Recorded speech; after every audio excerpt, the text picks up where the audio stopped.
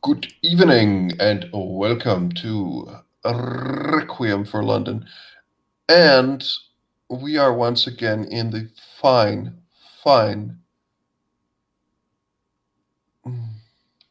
event that is Elysium, the place, the experience that is an Elysium.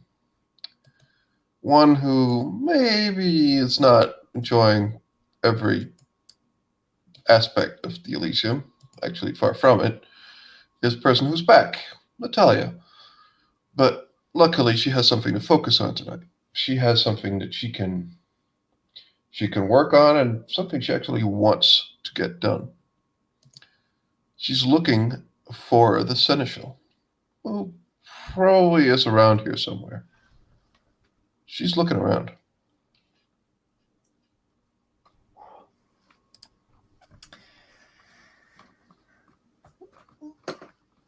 Finding a kindred in these large gardens is surprisingly difficult, at least initially. The Kensington Gardens are very large, and they've only become more labyrinthine and maze-like under the ownership of the Crone.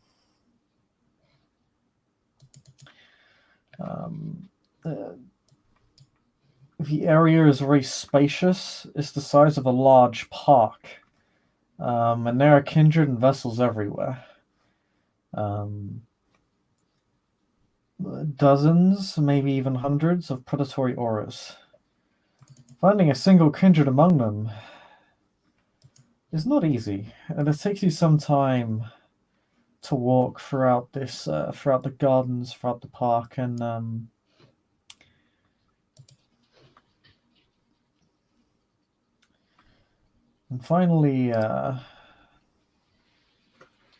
finally locate the seneschal, who is not actually in the park at all, but in Kensington Palace.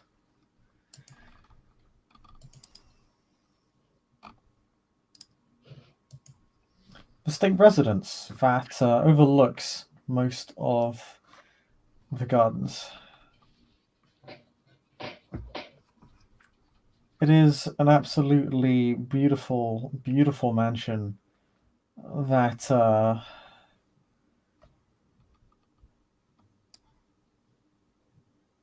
that disgusts you in just about every way imaginable in its sheer affluence and ostentatious wealth. It's sheer it's almost unimaginable excess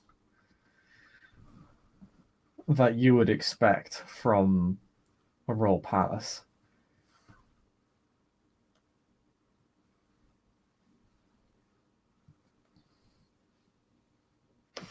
Hmm. Yeah, The let's seneschal. just say she fits right in. Cough, cough, Tonight you do. I suppose. You slip into the crowd very cleanly. There are so many vessels to feed on. If you just wish to feed off of one, or it wouldn't be hard. No one would care. No one would notice. No one would probably even care if you fed off of half a dozen. There are many humans here, willing vessels of a sort. There's a lot. There's a lot of them.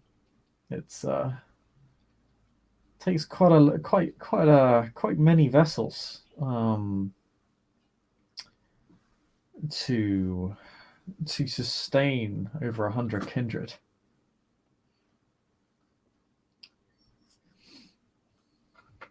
At least 100 models. But that's not why you're here. You see, the seneschal. She is dressed up a bit more formally than you. Um,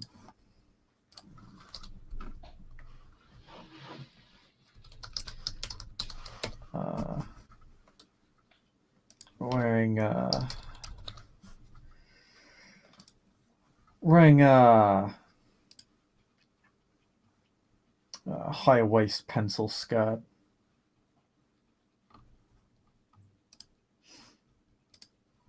And a long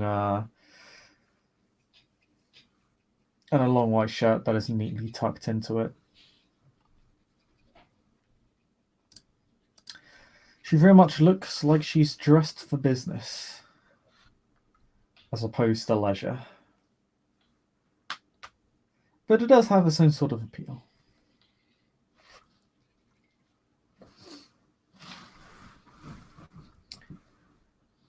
And she's currently in discussion with this woman.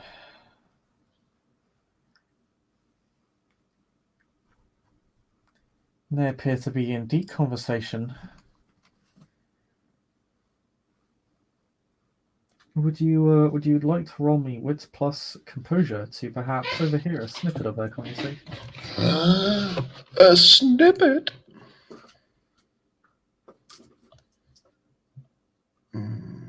Wits composure. Roll it.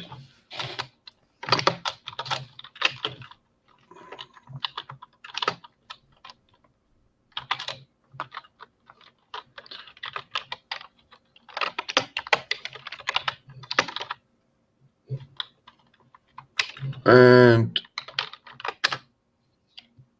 I have one success. You overhear a snippet of their conversation. It appears this lady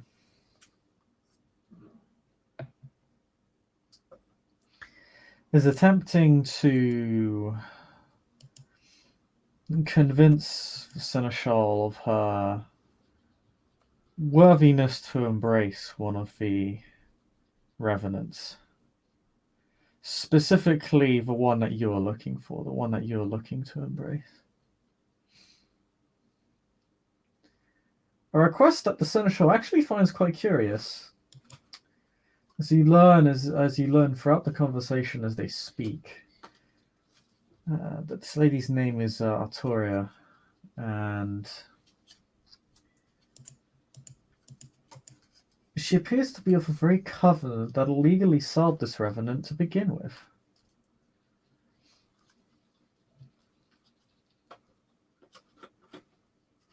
As in, she's from the Lengthiest Sanctum, right? Mm-hmm.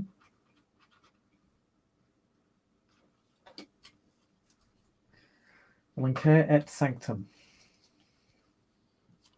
Yeah. Although she does seem to make a compelling case, at least to the seneschal, she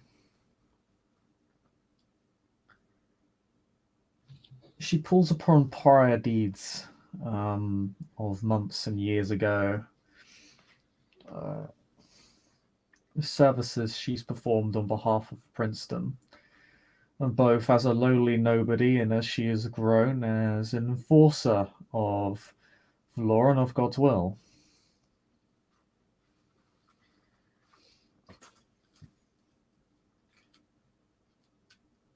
And the seneschal does at least seem to be humoring her. Before eventually the conversation comes to a close. The Arturia bows quite deeply before the seneschal. Does a very elegant curtsy. Looks very practiced. Looks like she's done it hundreds of times. And departs from the seneschal's presence.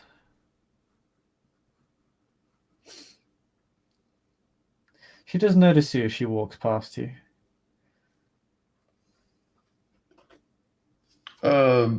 Natalia will just do a nod to her.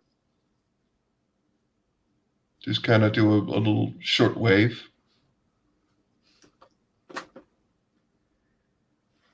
She walks by you. She says, "Good evening, Miss Blanco."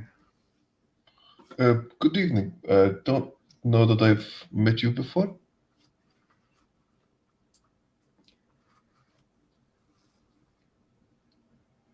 No, I do not believe we have been acquainted. I am Artoria, Crusader of Valenca ex Sanctum. I'm very sorry for your loss. I don't know if you knew him, but truly, I I hope you don't. I did what I had to do. I was ordered to. You need not apologize, Miss Valenco. I understand. You were Still, doing the right thing. it doesn't make it feel any less bad.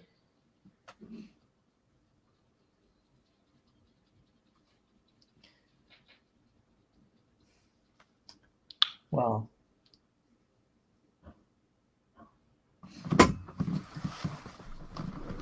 while I appreciate the sentiments, I don't think you'll find absolution by doubting your every action. I did not say I doubted it, but I don't know, when a cop shoots someone who pulls a gun on him, who is a drug dealer, he did the right thing. He doesn't want to die himself, but he can still feel bad for his kids, right?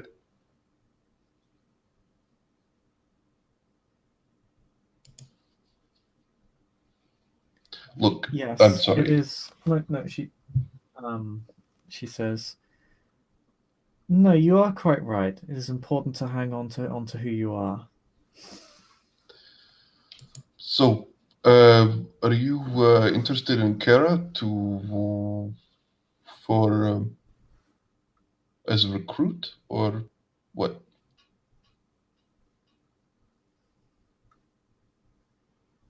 A recruit? No, I do not recruit, as it were. At least not in the way I believe you intend it. I have heard of Tara's exploits in her journey to uncover her killer. It is something I empathize with. Yeah, yeah, me too. I've also heard of her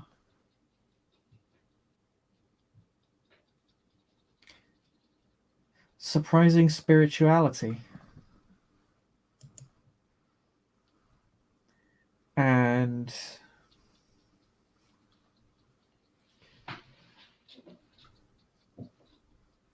as one who belongs to a covenant who is beholden to such a concept, and one that belongs to the covenant that wronged her to begin with, or the one that human belonged to.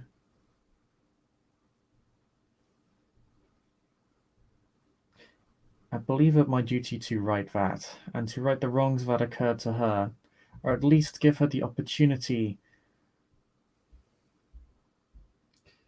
to be provided for some purpose in her own life. Um, can I roll to see if she's bullshitting me or if she actually means what she says?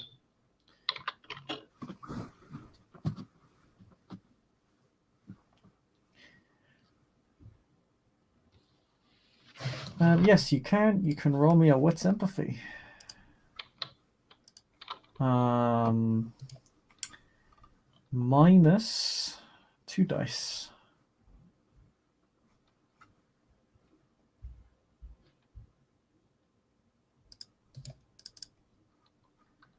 I'm gonna spend the willpower to get 3 dice or 2 dice.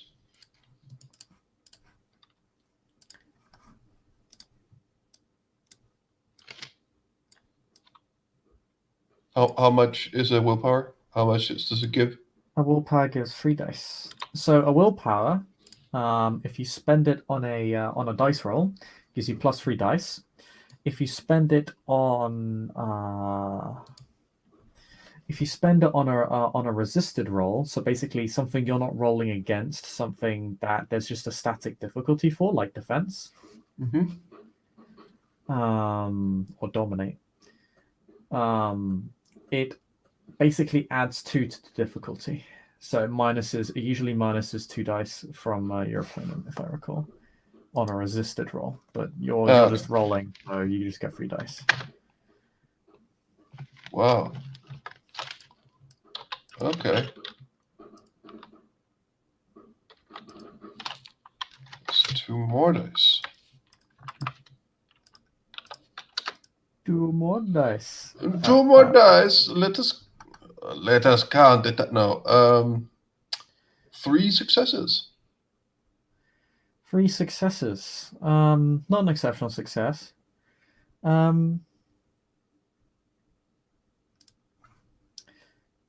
You sense conviction in her words, but no deceit, no rehearsal to what she says. It doesn't appear practiced, or she is not entirely wrong. What she says appears quite formal and practiced, but it doesn't come across as artificial. And truth be told, a lot of them from Lankia et Sanctum do speak in a bit more formal way in that sense. As far as Natalia knows. You could say they talk a big game. Yeah. And I suppose the Archon doesn't. The one she worked with, she was fairly laid back. Never mind. Natalia just kind of nods and just goes, right. You see, I was with her, when it happened, and I promised her that I would help her out if she did this. And truth be told, I just want to make sure that she was okay. And if you're not just going to offer, but actually want to show her the way,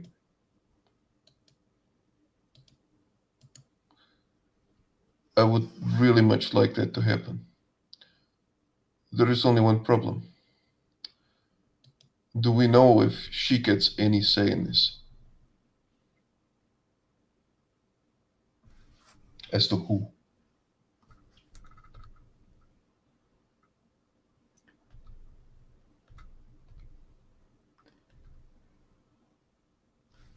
That has never been for the mortal to decide, no. In this case, well, it would not be for the revenant to decide either. I was just wondering.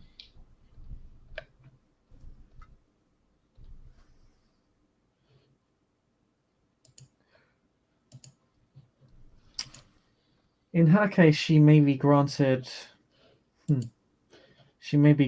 more of a voice, but it's still, I do not believe it would be her decision.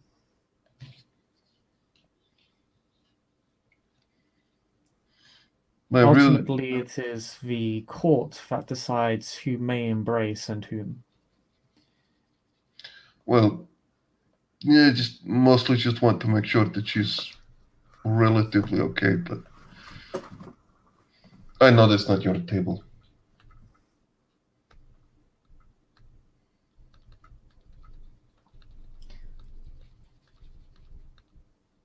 What do you mean? I'm unfamiliar with this turn of phrase. I mean, you're not, deciding and don't have her stored like somewhere like that's Seneschal's job, Seneschal's table. No, it is not. The prince, I believe, has delegated this matter to the seneschal to resolve.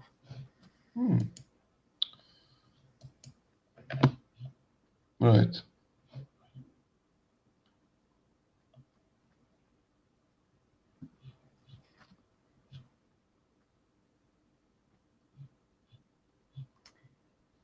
I simply wish to grant Tara the purpose I believe is best for her, and in turn, best for all kindred around her.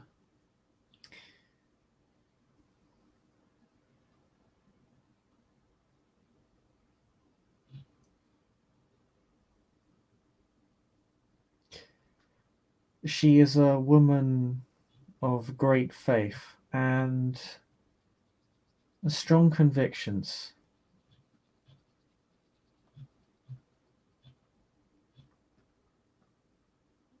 I believe she would do well as a guide to the kindred of this city.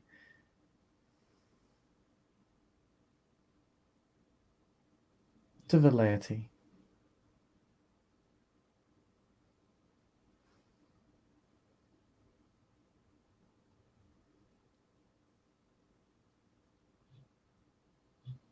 Right.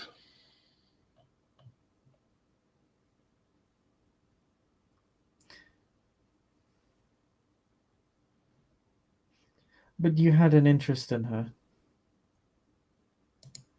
I made her a promise. And I can somewhat empathize. Her situation being what it is.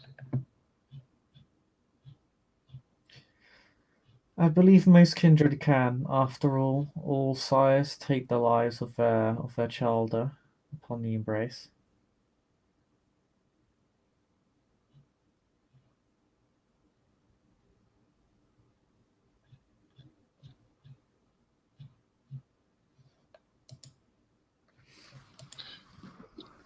A flash of rage will just shoot through her, but she knows she just doesn't mean anything by it.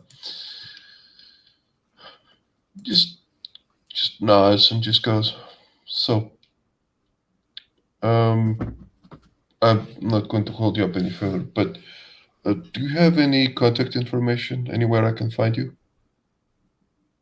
It's just, I really wish her to have a less shitty time than she's been having thus far, so he's just trying to try to help.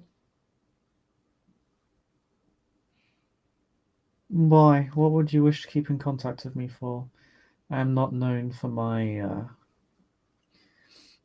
I am not known for my pleasantries. But you are interested in her being all right as well. What do you want to do with her? I just told you. Like, I want to make sure that she's safe and has someone to guide her. I was thinking I was going to do it by myself, but apparently she's has more help, which is good.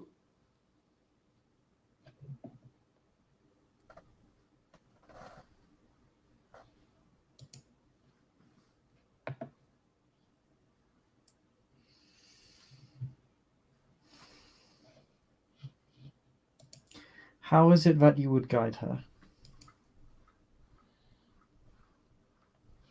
Help her when she makes a mistake, if she makes a mistake. Be there and remind her of, well, maybe also for myself, you know, mutually beneficial. Just helping each other out, you know, reminding people of what's important, that sort of thing.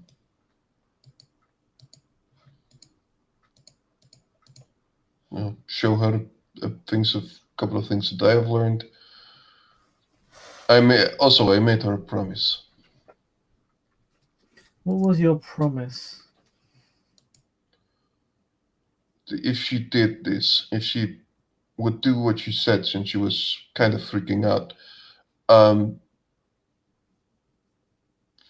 that to steal herself, and if I was going to help her in any way I could, if she helped us do what we were sent there to do. She did, so now I do believe I owe her. I need to try to help her in any way I can, and that's what I'm doing right now. Hmm.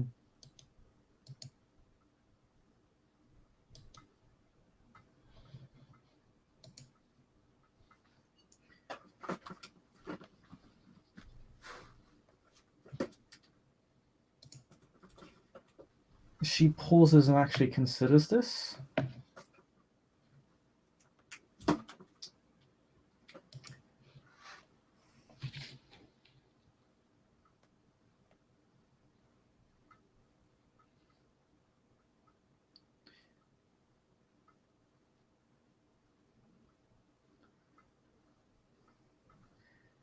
If she were to become my child, I will be blunt. I would not appreciate another approaching her for aid for so-called mutual benefit.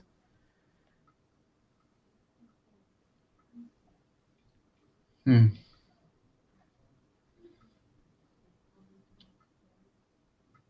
Okay, I see.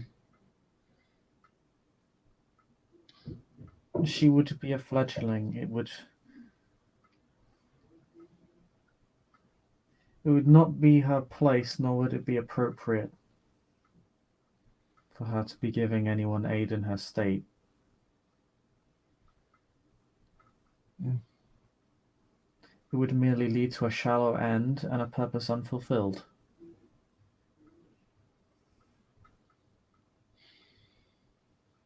Don't just take this the wrong way. And this is why I asked whether or not we could speak with her. I understand that grooming and, you know, getting used to certain things is right, and you say it's a purpose unfulfilled. What if she wants absolutely nothing to do with anyone associated with human? Would that not be very counterproductive too? I mean, I'm just asking. We don't know exactly what she feels about, well, me. I mean, any of us.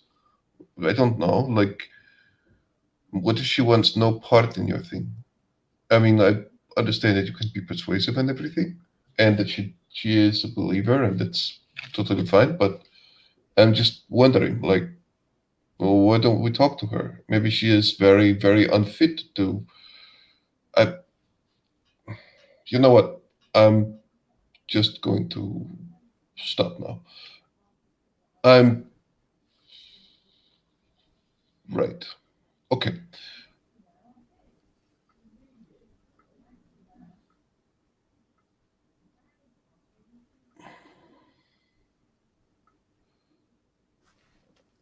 I think I will.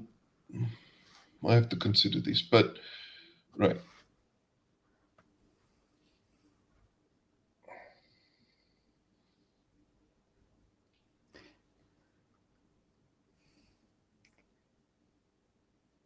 If I may say, it is not something I believe you will have much time to consider.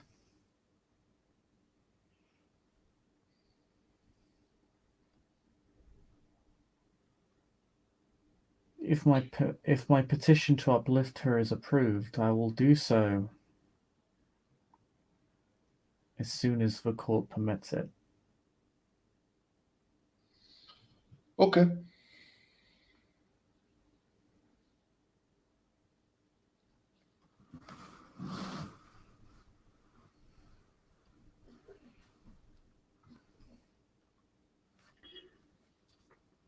She gauges your reaction. There isn't much.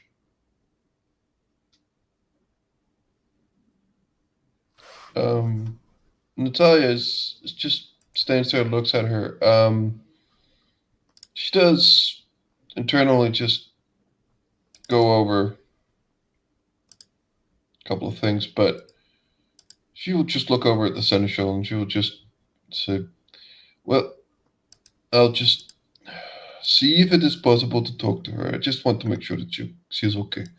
But yeah, I will. Yeah, it was very nice meeting you, and yeah, have a pleasant evening."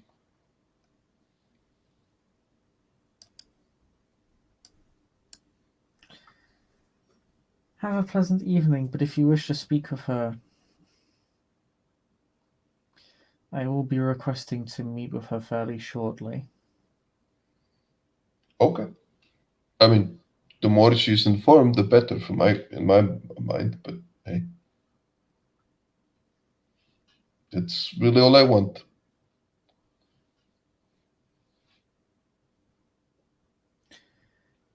She seems to doubt your words, but doesn't say it. It's that careful look she gives you. Hmm. And I would too, honestly, if I was her. So But oh, sorry. Go ahead. Make your request to the seneschal then, and we shall go see her together. Okay. Natalia just smiles, and she will head towards the seneschal.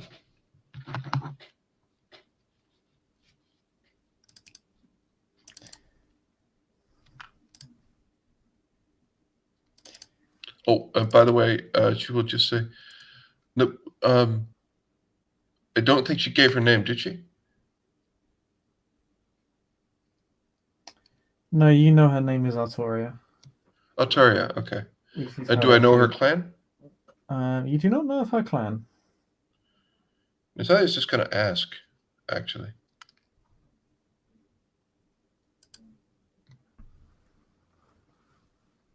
I know it's like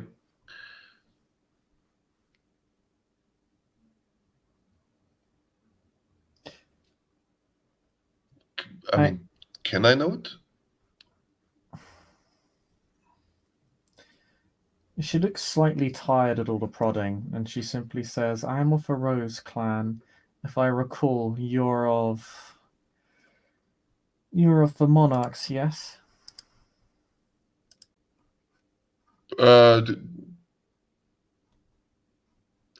Natalia will blink a little. Does that moniker, is that something that she recognizes? Or is she saying that she is a adventurer? She may be implying you're a venturer. Uh, she will just say, "No, I'm not monarch of the Maquette." She smiles.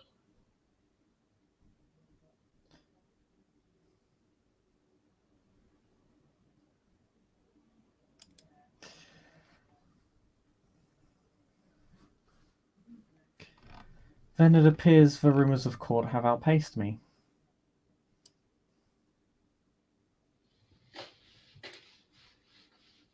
I suppose it happens every once in a while.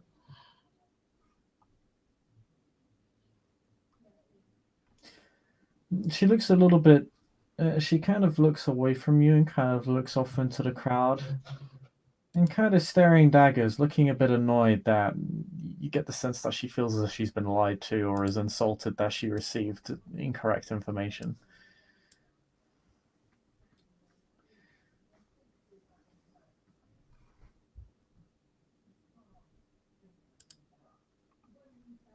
Well then, please approach the seneschal. I do not believe she has all night, and I believe she is quite tired of seeing my face. Well, I couldn't imagine why. She tries to be jovial, but it's probably not working. But yeah, Natalia is going to go and find the seneschal.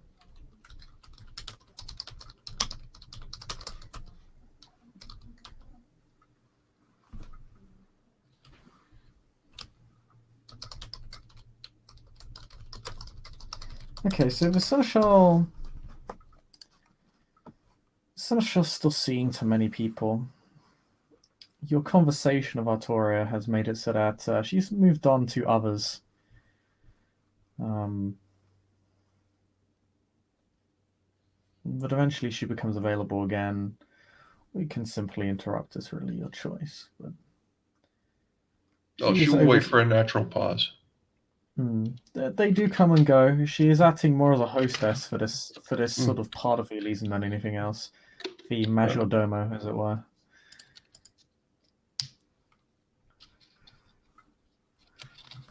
Seneschal?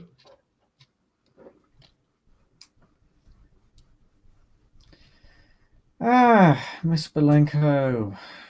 It is very much a time to see you. She gives you a slight bow, which is more respect than she shows Artoria, perhaps because of your lineage, or maybe your covenant. There is a deep bow from from Natalia, and she would just say,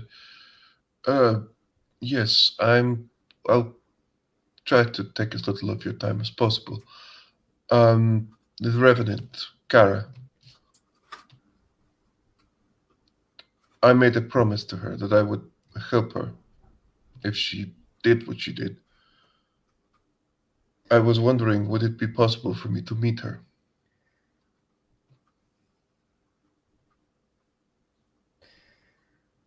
I know this is a strange request, but I would really like to speak with her. Oh, I'm afraid not. I don't believe we have any Karas in stow, unless you're referring to this new Tara Revenant that we found. Oh, sorry, the player Hmm. mistook the name. Tara, Okay. sorry. God damn it. It should say, oh, Tara, sorry. My memory is fucked. Yeah, Tara. Ah, yes. Well, we very much do have a Tara in company. Would I be able to meet her, or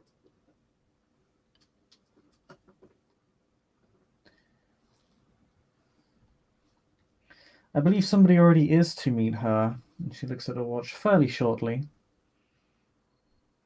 I would very much like to be there, but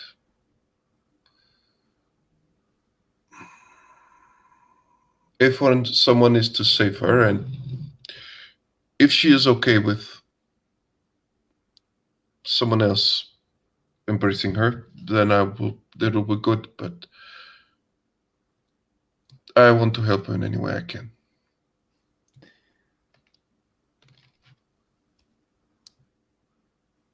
even embracing her if that's what it calls for. To save her, that is a very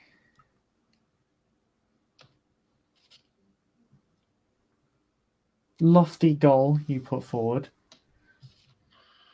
Although I suppose it pays within the establishment to have ambition.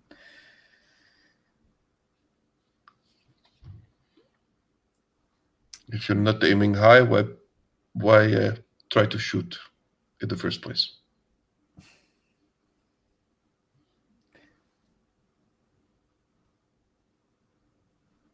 Well, I would suggest perhaps aiming for a better shot first, but that aside, yes, you may attend with the other attendee, with the other guest, if you so wish. However, keep in mind that this will still be taking place upon the boundaries of Elysium. I do not believe I need to repeat the rules of Elysium to you. No, don't worry. I'm well behaved. I mean, I got it. I would hope so. It would be a remarkable shame for your sire if you did not. Yes, it would. Hmm.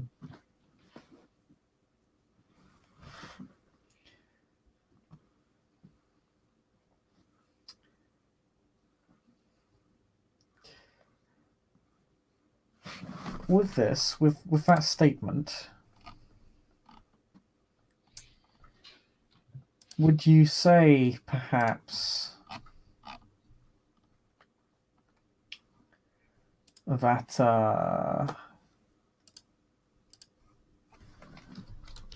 that Natalia is tempted to misbehave?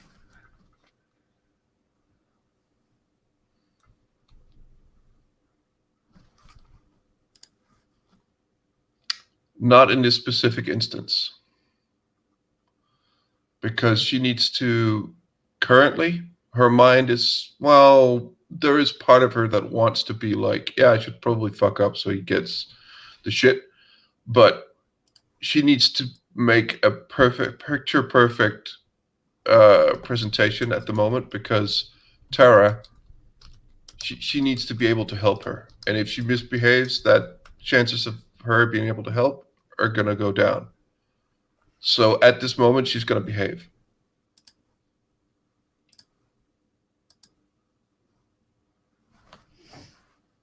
Okay. But normally that would be a plan. Just so you're completely right. Normally that would be like, oh,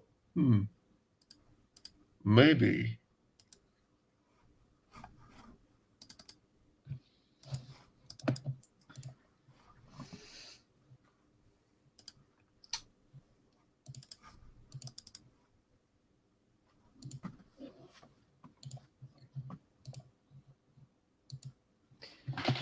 The Seneschal gauges you fairly carefully, but makes no comment.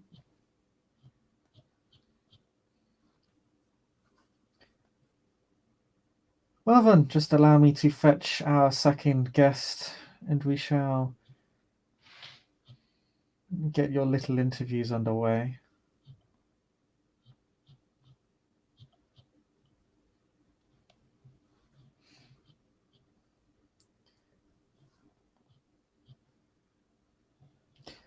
If I may say so, it appears your minds are already made up. I don't see why you must feel the need to interview her about it.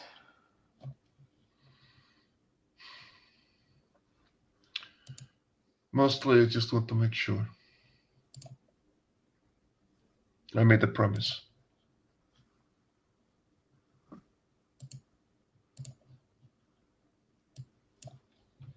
And I have a almost self-destructive urge, apparently, to keep my promises. No, honoring one's promises is entirely normal and mandatory. Quite. After all, our covenant would not exist if we did not honor our words. It is quite literally the foundation upon which we are built, both as an organization and as individuals. And I intend to do my best to keep that way.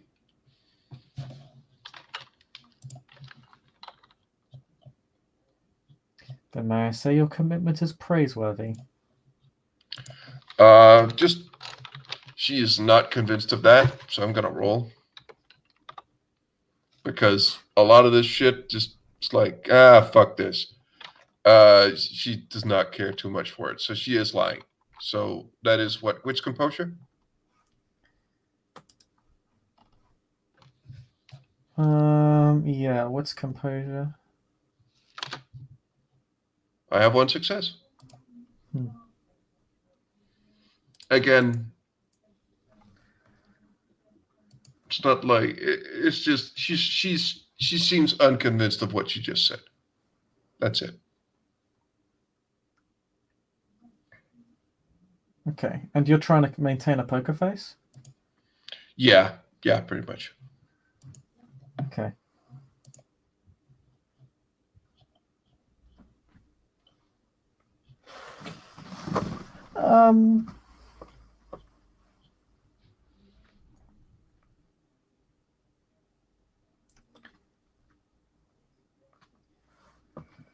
Let me ask you two questions.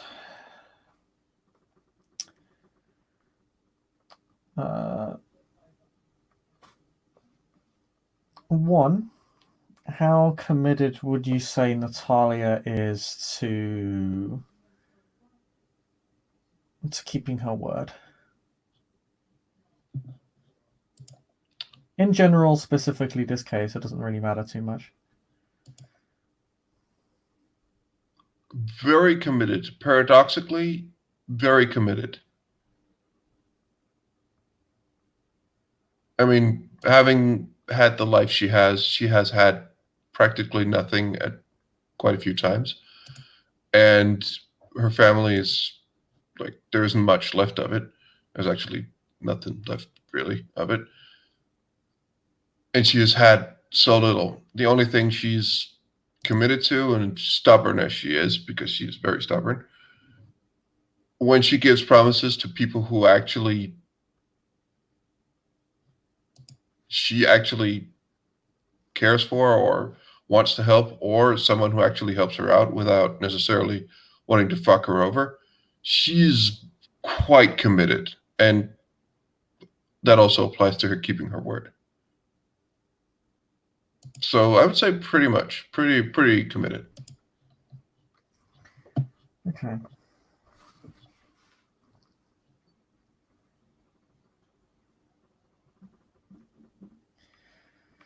How committed is she to the Invictus?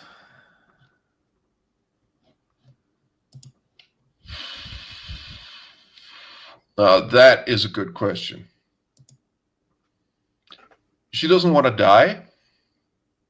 That's always a good plan.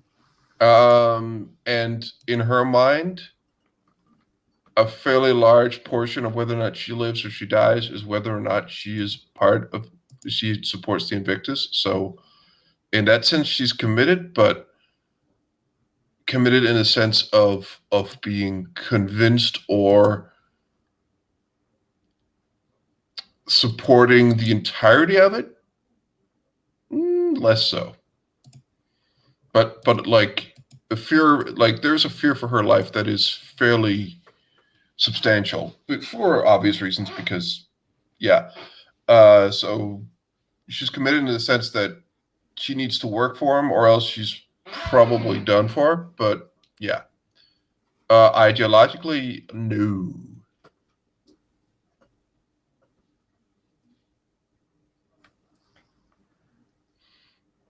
The Seneschal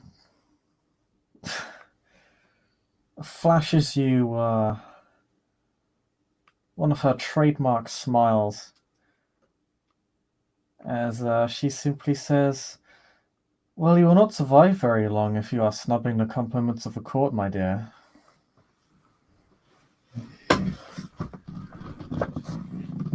I would suggest picking your battles more wisely.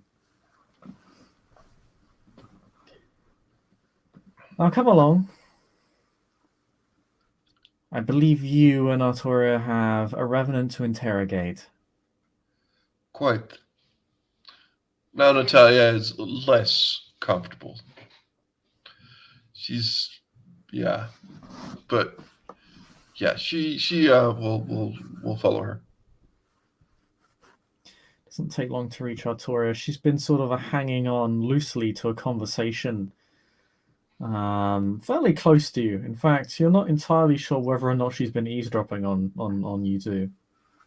If she has, the Seneschal has either not noticed or not cared. But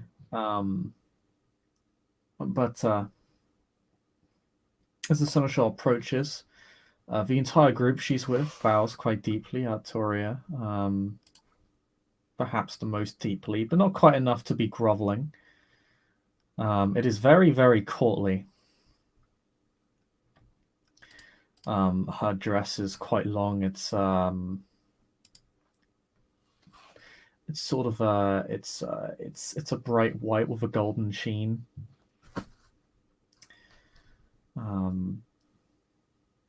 Fits her very nicely. Complements her gold hair and blue eyes.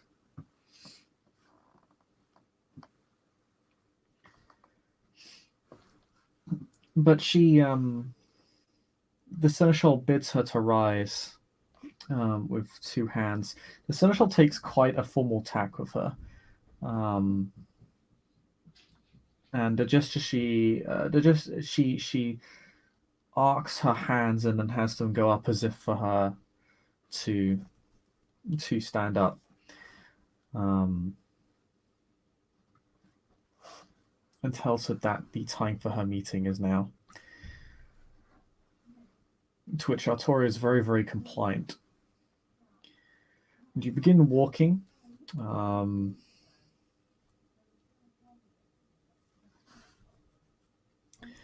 the palace, through the palace. You begin walking down the stairs.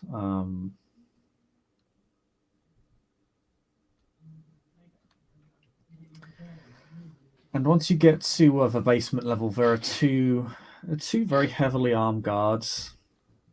Again, with very large, thick body armor. That same symbol, business symbol on their arm pads. Kind of what you would expect a soldier's stripes to be. Mm-hmm. Um, they'll pass and allow her through, and by extension, the rest of you. And as you enter the this rather spacious business room,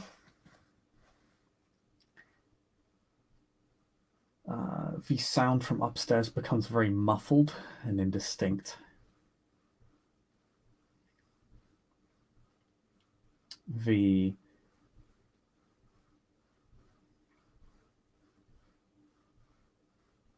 party and activity of the Kensington Gardens suddenly, it sounds as if it's very, very far away.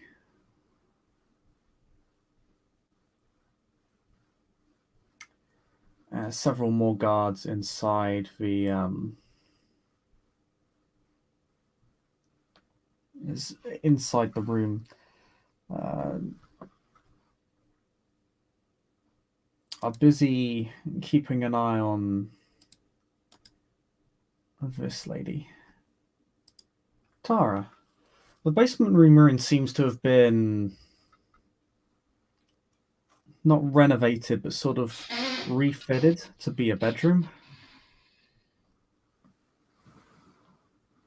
Almost looks like it was pre-prepped in advance. In fact, the whole room you're in looks kind of like a panic room in a vague sense. Mm.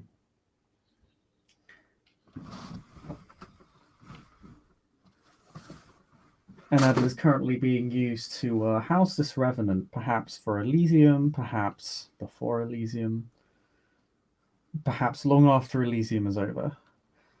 The room is very Spartan. It's very austere. There's not really much other than a bed and a desk and some basic stationery.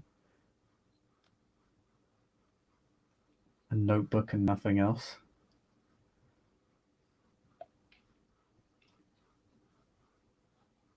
And the guards kind of each stand in pairs. There's four of them, and they stand on each side of the room.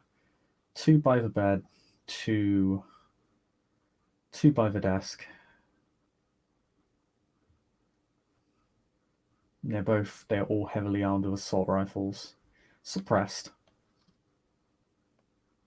It is unlikely if a firefight were to occur here that anyone outside would hear it, given how quiet it is now. It now sounds outside. You can barely hear the noise, and there's so many people out there. The nightlife is a flare with activity.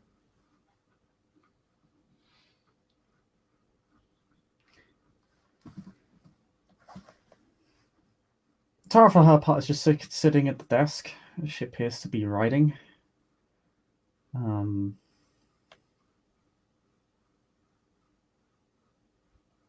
yeah, she will turn to you.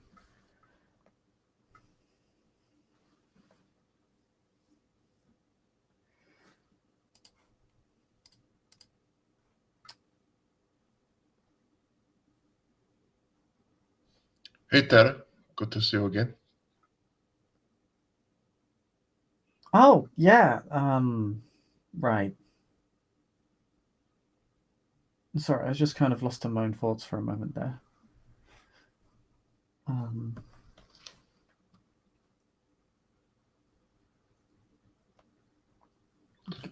Good evening.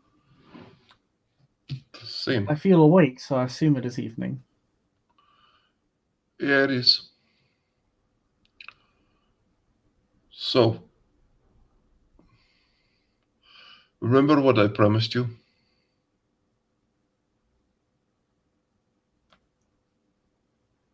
Is this it? Sorry, what? She says, "Is this it?" Well, I want to make sure that you're safe. I promised you that I was going to help you be as safe as possible. So I want to make sure that you at least get a little bit of a say. This woman, and she will point to, represents a group that puts faith very high. They are the group that Yeoman was part of. She wishes to make you her child, which would make you fully one of us.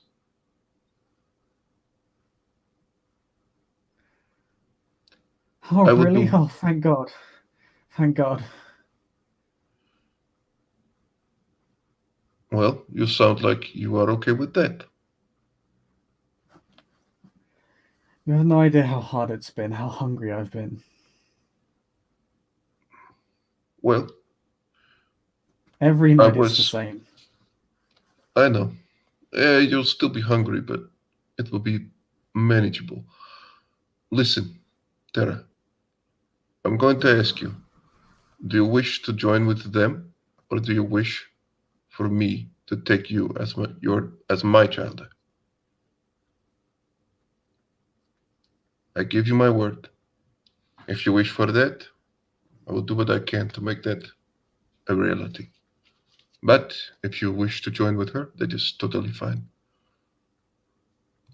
I merely want to make sure that I have held my word to you.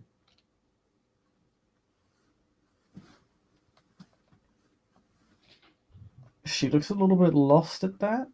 Um,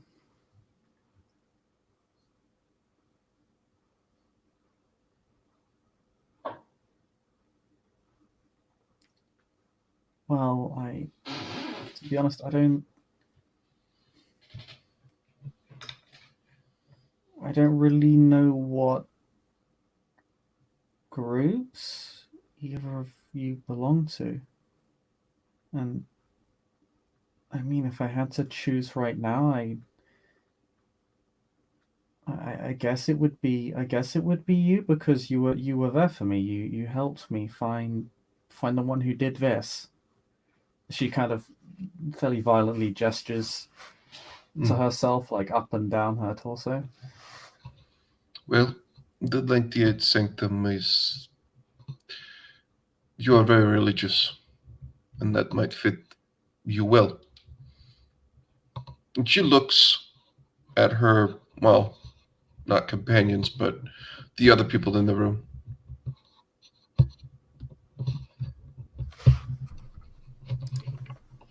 Yeah, Artorias seems a bit.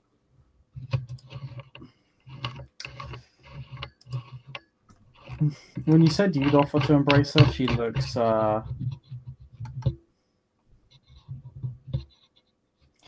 The best way to put it would be expectantly angered. Mm. It's almost as But if she didn't expect anything less, but still mm, feels a bit betrayed and all the same. but Natalia will just go over to her or just point it to her and just say, "Would you my would you like to explain to Tara what would be expected of her? I know this is much to ask of you, and I apologize in advance, but I do not see the hurt in it."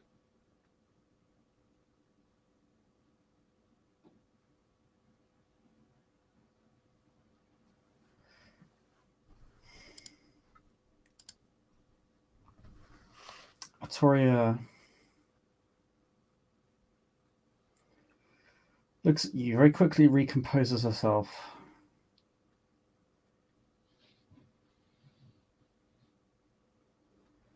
And will take both Tara's hands. She kind of lowers herself to her eye level and seems to engage with her very delicately, almost as if she were speaking to an object made of glass, and at the slight of touch could just shatter it.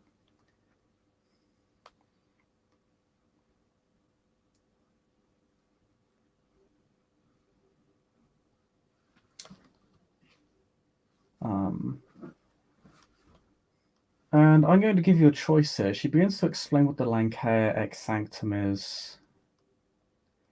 The Church of the Kindred, the Church of the Damned, the Guardians of Heaven, the Wolves of God. The many names that they have. She doesn't use all of them. She tries to keep it fairly simple and straightforward. She speaks of their sorceries, their curses and their blessings, the necessity of their state, and their purpose in guiding mortals to heaven.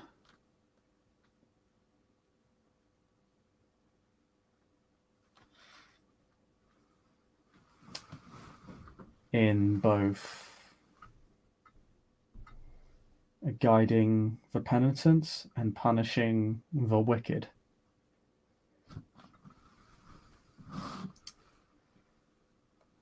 Do you want to muddy what Artoria is doing, or do you perhaps want to encourage it?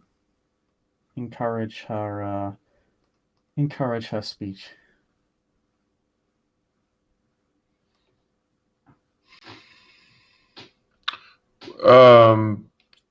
When you ask like that, is it something I'm doing actively? Like, in what way would I do this?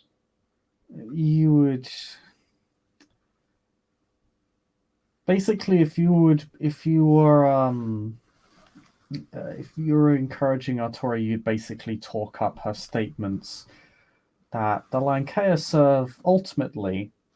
You don't have to be entirely honest, but ultimately a noble purpose in their presence in the world, in the interactions of humanity, in what they do, and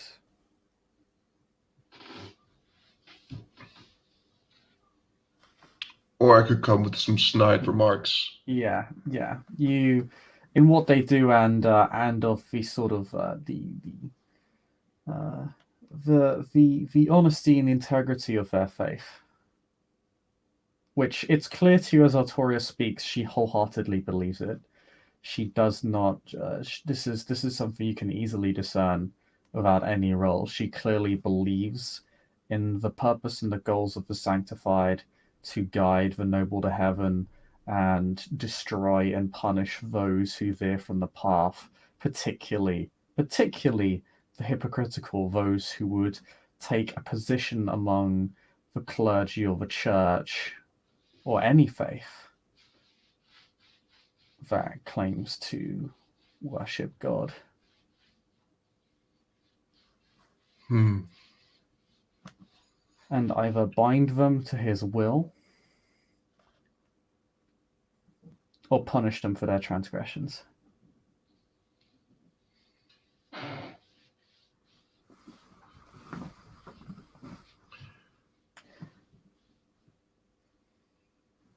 And yes, if you were to oppose it, you would come in with snide remarks, you'd make slight corrections, you'd try and get it mired down in specific details. Or like, well, they say this, but then they did kind of kill all these people that one time, or they did wipe out an entire culture, and sometimes Or Gilman was apparently very, very committed to not fucking up, and he did.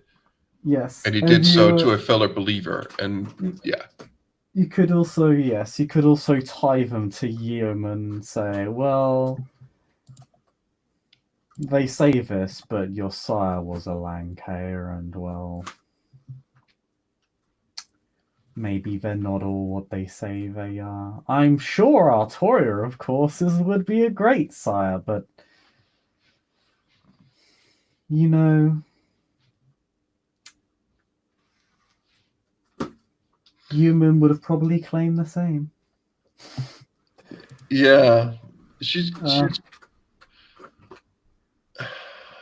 preaching and like, oh, we are so holy, does piss her off. Like, that sort of thing. Like She she doesn't really doesn't necessarily like go it. about it in an arrogant fashion. She does obviously believe herself and Moncada to be righteous, that much is clear, but she doesn't Yeah, but necessarily the thing proclaim is, moral Natalia is superiority over actually you. 100% genuine when she says that she wants Tara to make a choice. Like she actually she doesn't necessarily want her as her child. She just wants her to actually she wants to most of all, again what she says, keep her word to her and to get her to where she is the safest.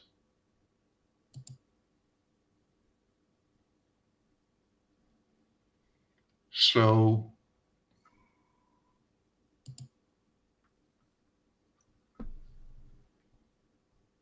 actually I think she is going to she's going to remain silent. She's not going to go out one way or the other. Okay. She wants this to be Tara's choice. So she's not going to interfere, and she's not going to piss off Ardaria, like be a jackass or something. So she's gonna just gonna remain silent.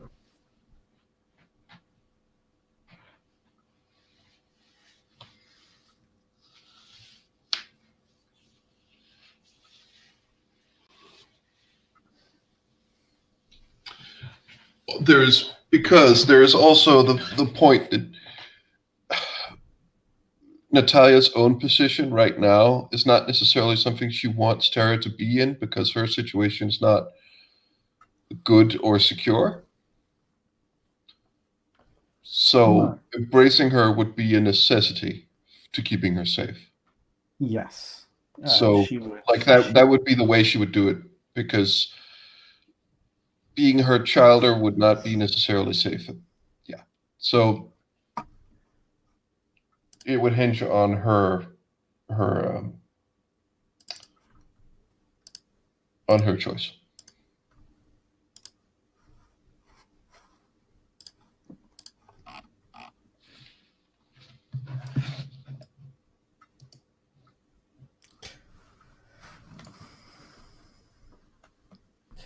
Artoria does not seem to hold the same opinion you do about it being her choice. Um,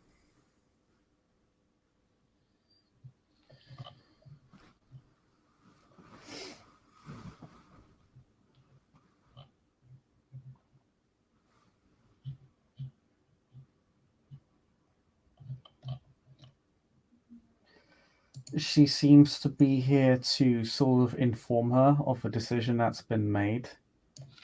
Politely, kindly, not cruelly. And that she wished to get to know her in advance, for she will be embraced tonight. If she says it like that,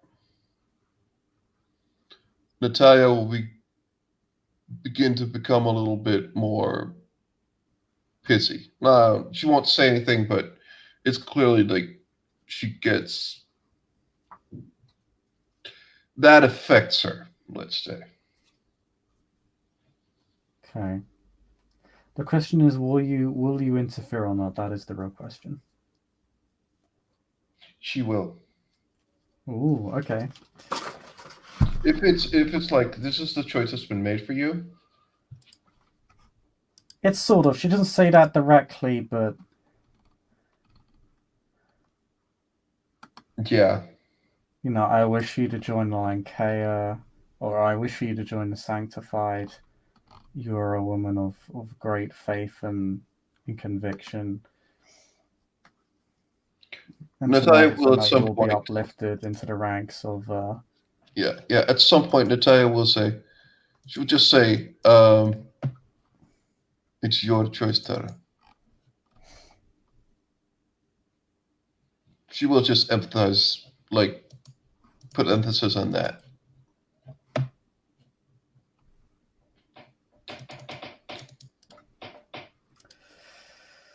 Roll me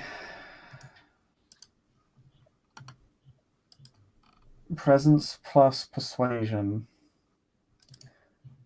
Do not apply any status or striking looks, because Tara is not aware of either doesn't care or is not aware of those things. Artoria, however, will try to convince her that this is what is best for her.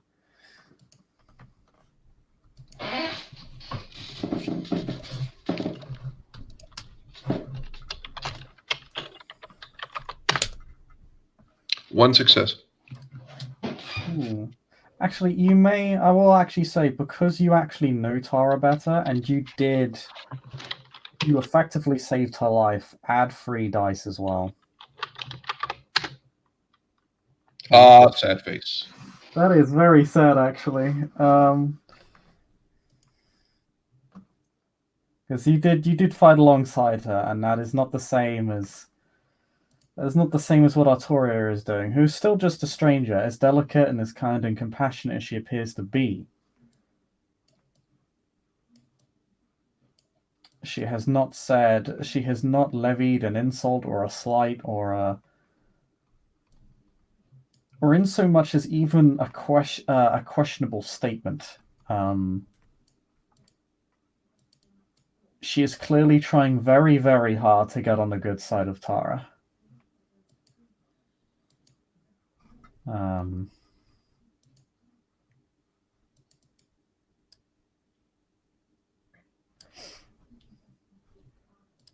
But Tara will just say, well, if you're okay with it, I would choose Artoria.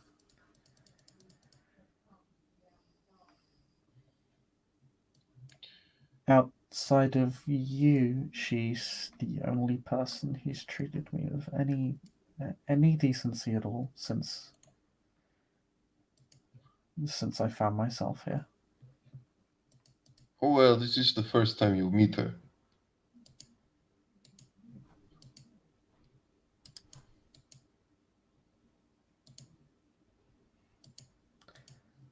It is still better than the other dozen kindred I've met.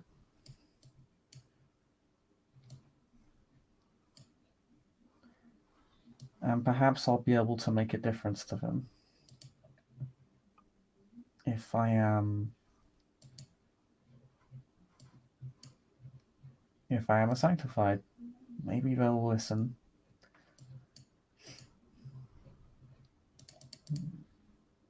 To treat others as they wish to be treated.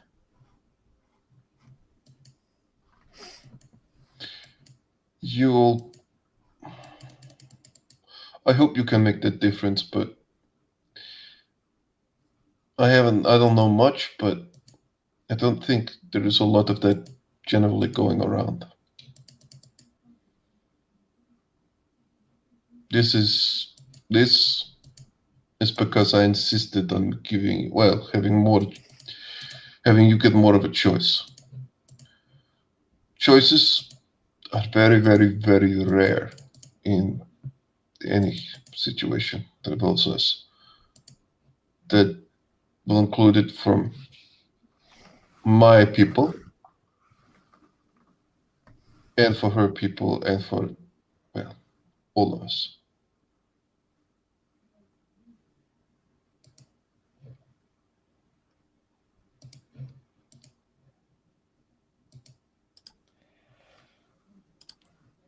Arturia actually turns back to you and she does say, please do not make presumptions about my people.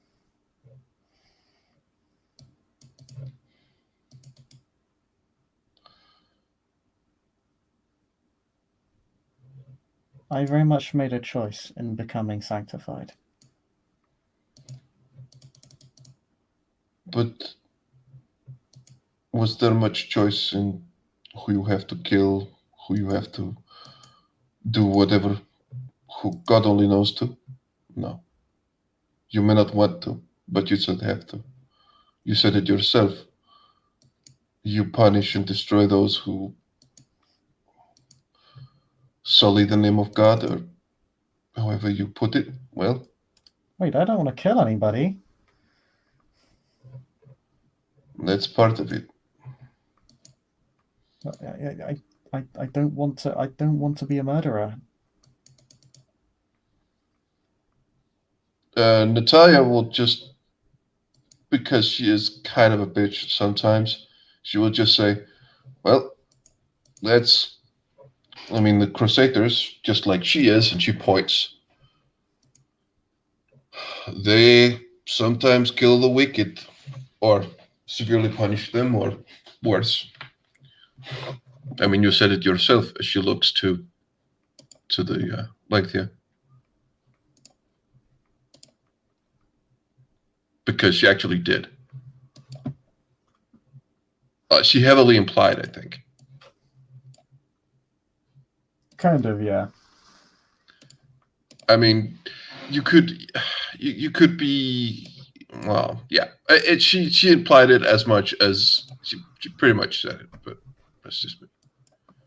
Well, she did say it, but They're significantly old school Christians, so when they say punish those who would be an affront to God, yeah, well, they're not old school Christians. In fact, the Lancare held themselves quite distinct from Christians. Jesus freaks. Uh, you know what I mean? They're not Jesus freaks either. They acknowledge the existence of God Jesus, damn but it! refuse to worship You him. know what I mean? You know what I mean? Fanatics. They Sorry, hold to the fanatics. faith that is tied to Christianity, quite intimately, and the Abrahamic faith in general. But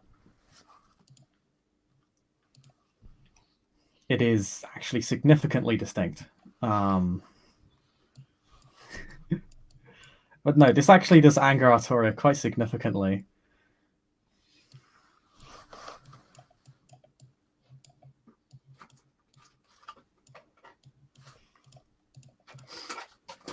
And she stands up and turns to you.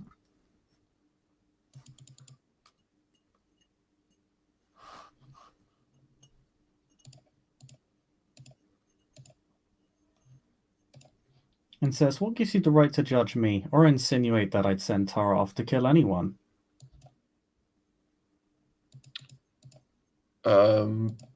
Maybe because I just the other night saw you, so one of your Crusader friends kill Yeoman because it was his duty. He was not told to, but I can put two and two together, and I wouldn't put it past.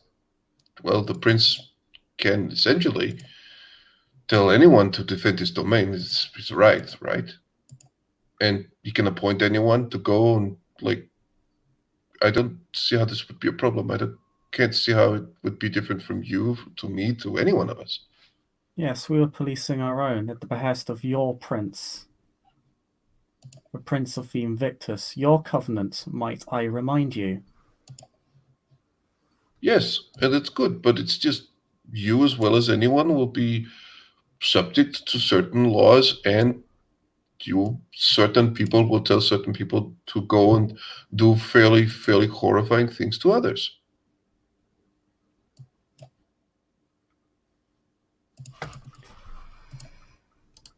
She's gonna roll for frenzy now. What? You royally fucked up her attempts to get on Tara's good side.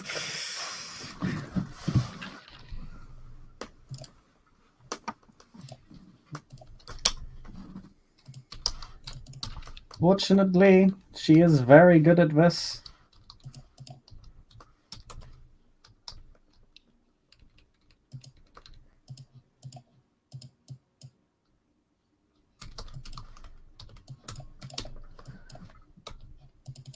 Ooh. An exceptional success.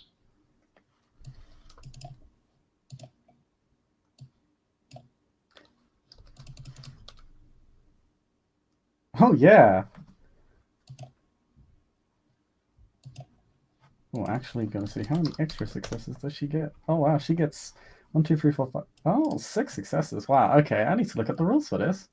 Because she gets a benefit out of this.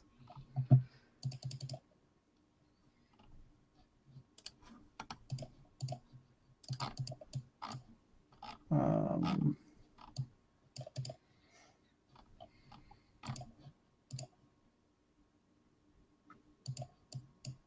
we can feel that, right?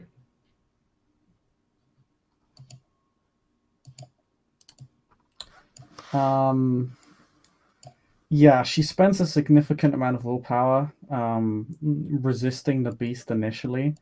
So she actually remains in a state of cold, rage-like stillness. Um,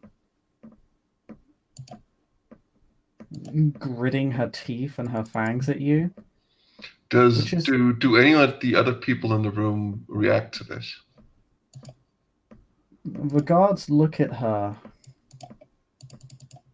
The seneschal looks at her. You feel the predatory aura of Arturia flare, but then it's sort of well, it's almost like it goes to flare up, but then it's sort of pushed down very forcefully, and then within seconds it is a sort of serene calm. It is almost as if she never frenzied at all, or as if she was never even close to frenzying. In fact, the way in which she takes calm is that she utters something to herself in Latin, takes a deep, very human sounding, unnecessary breath.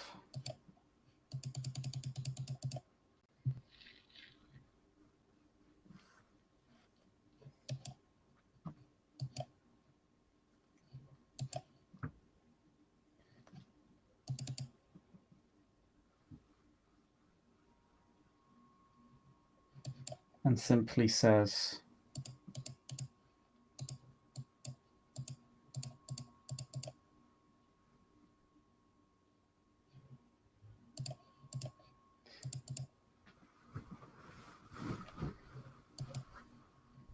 "It is not my way.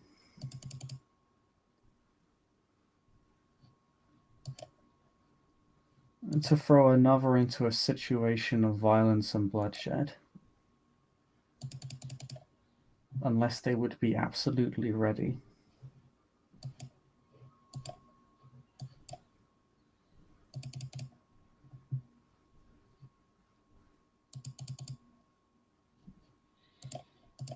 You do not expose them to that.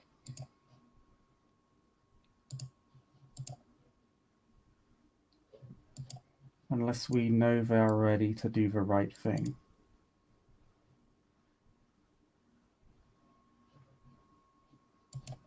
Which, as Tara knows, and as you know, is much harder, much more complicated than you make it sound."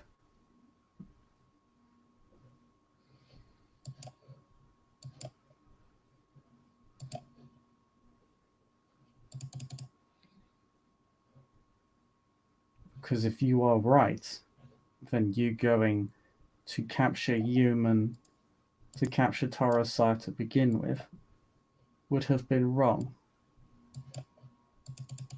Because it became violent.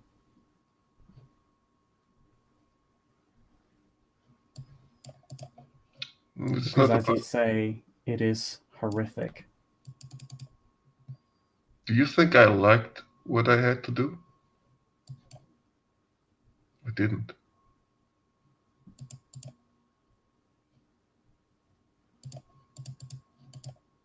I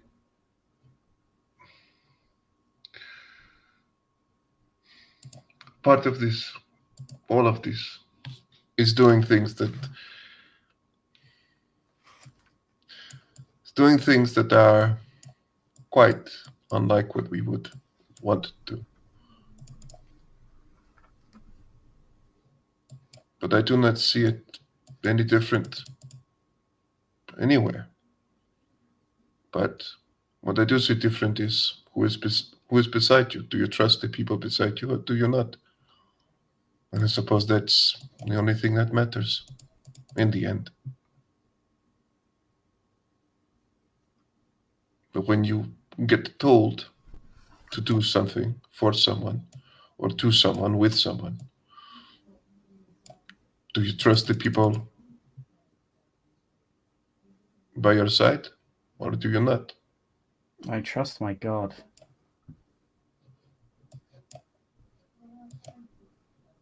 I hope so.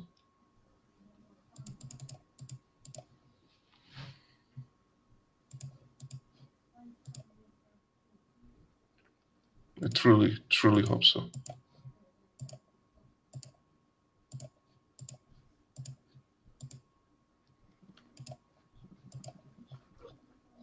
I may not share your fate, but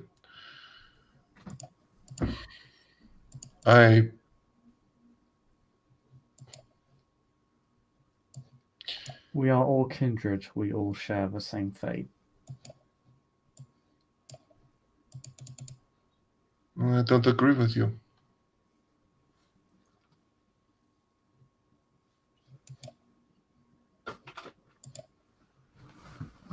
Not everyone gets a choice. And we should cherish the fact that she gets a choice. It is not about choice. Oh, it is.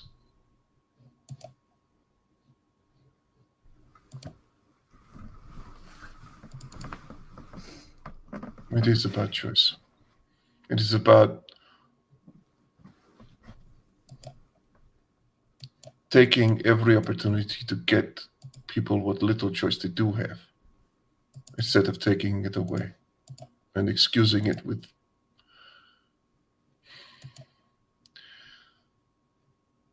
something that is imposed on others. You have no right to do this. Then perhaps you should take your own insecurities onto to those who caused them. But I did not. I do not know you, and you do not know my faith, or my God, or my people, or my church.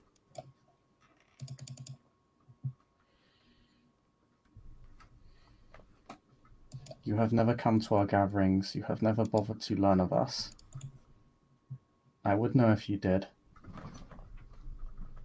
And you are free not to do so. As you say, that is your choice.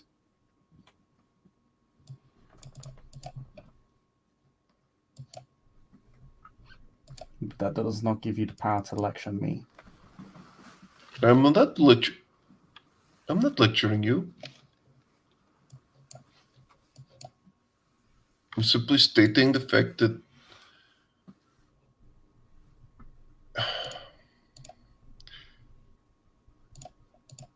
this is a very, very, very difficult life, and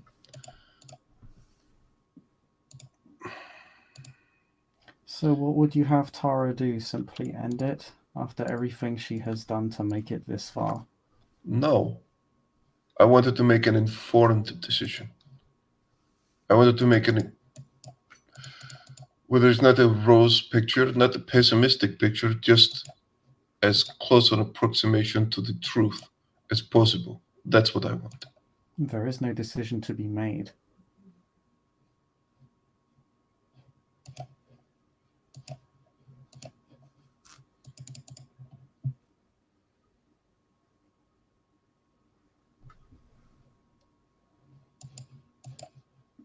That is the truth.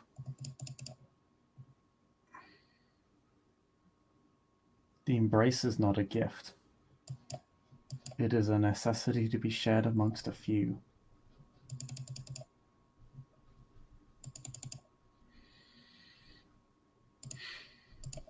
Natalia just looks at Tara for a moment. What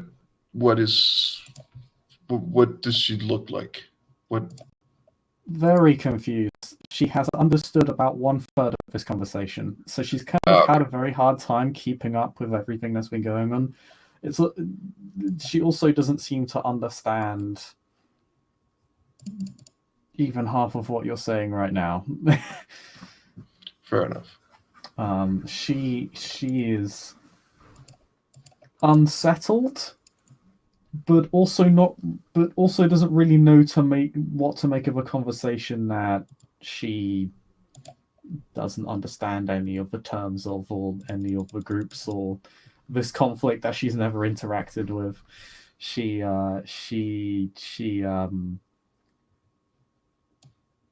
is just staying out of something she believes is above her pay grade.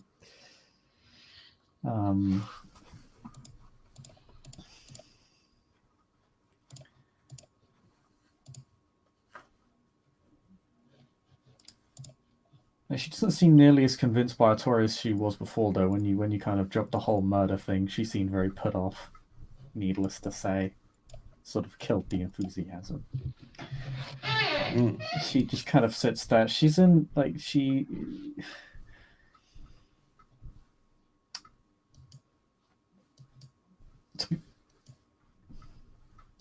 Perhaps the most prominent emotion on her face is less unsettled, more scared of just what's going on.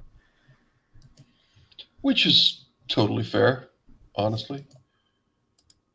But the senator has been rapidly taking notes this whole time, and will finally perk up from her clipboard, and will, or yeah, clipboard because She it's has a typed on his clipboard. hand. Yeah, She has a clipboard, she totally. has a clipboard. She's old-fashioned. She simply say, "Well then, I believe a decision is actually to be made over who will embrace this fine young Just up-and-coming kindred, or should I say quick question revenants?" out of character.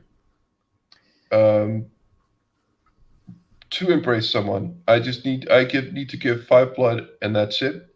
You need to give a blood and then a point of humanity.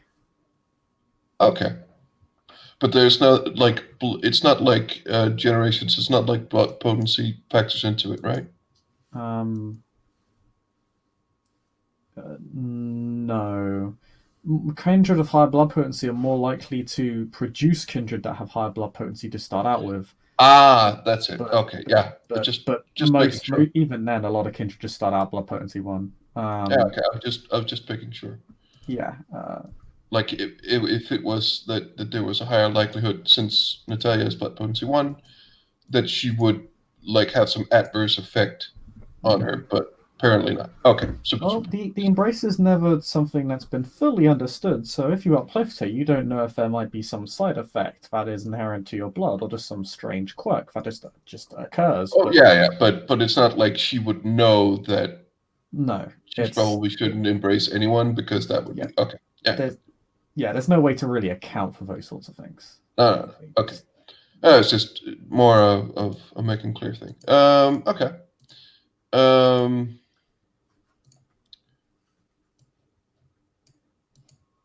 Natalia's going to take a deep breath.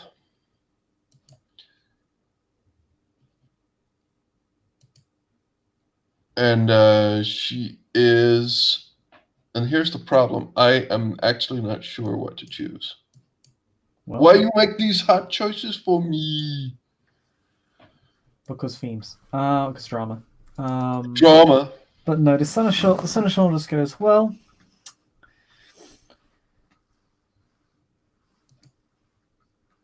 that is all. I believe you have both quite competently managed to upset and unsettle our sorry guest. So, if you would kindly, I believe it would be wise to leave rather upset guest here with her thoughts. My apologies, dear. This was most unexpected, in that I did not expect anyone to fight over you at all. But as you do.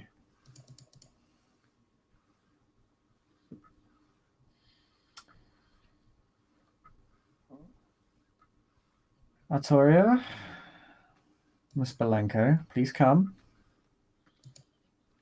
Let's provide the Revenant with some space.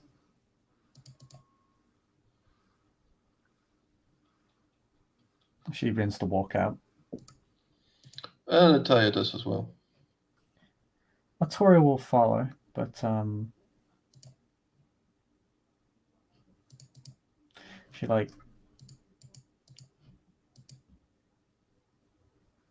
she her face looks back to Atara and whispers something, and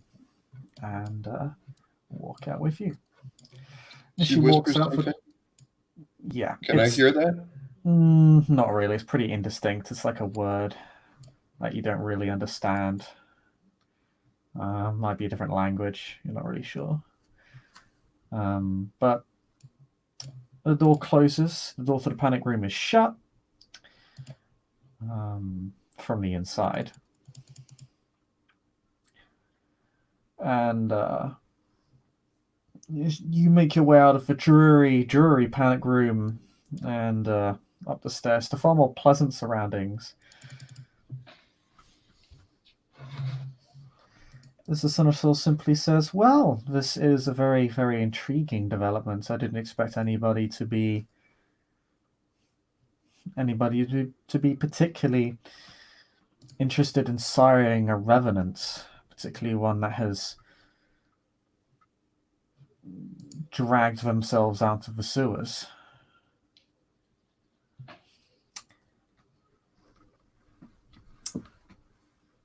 And I certainly didn't expect Two Kindred to be so interested.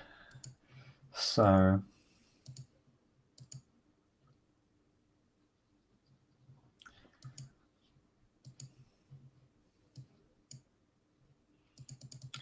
what will it be? What would you be? What are either of you willing to provide to ensure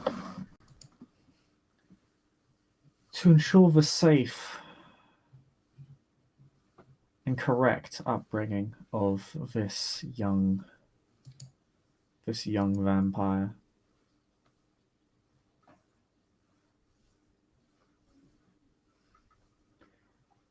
That is my main concern. If they are to be taken by either one of you, I would not have them improperly raised to be brought up to make mistakes or to forget, or, heaven forbid, ignore our laws.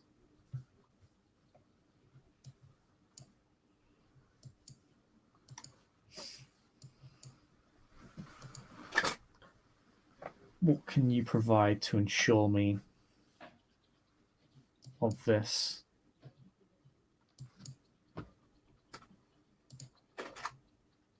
What can you do to assuage of my concerns?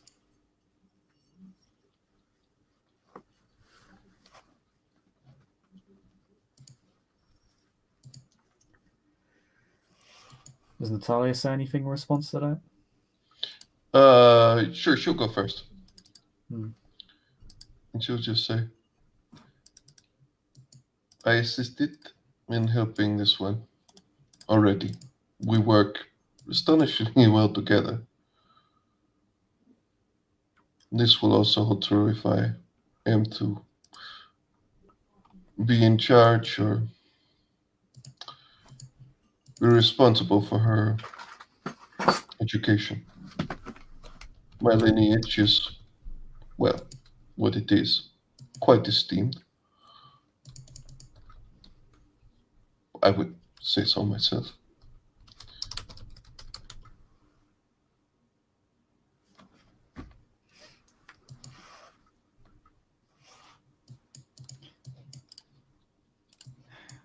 Lady I will make Senecal, sure that, well, beyond the fact that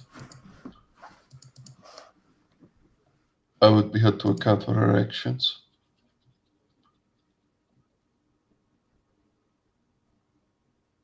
I would. Oh, sorry. What is it? It's black and red rent, right? black and red rent. Red rent is a blood tax. You literally give your blood to another kindred, usually by simply allowing yourself to become a vessel to be fed upon.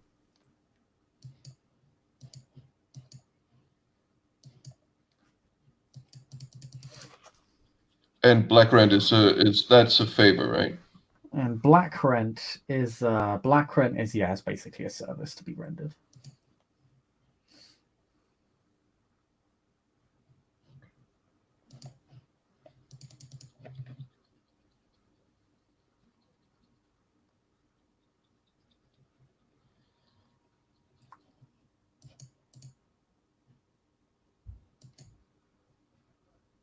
Are you offering any rent?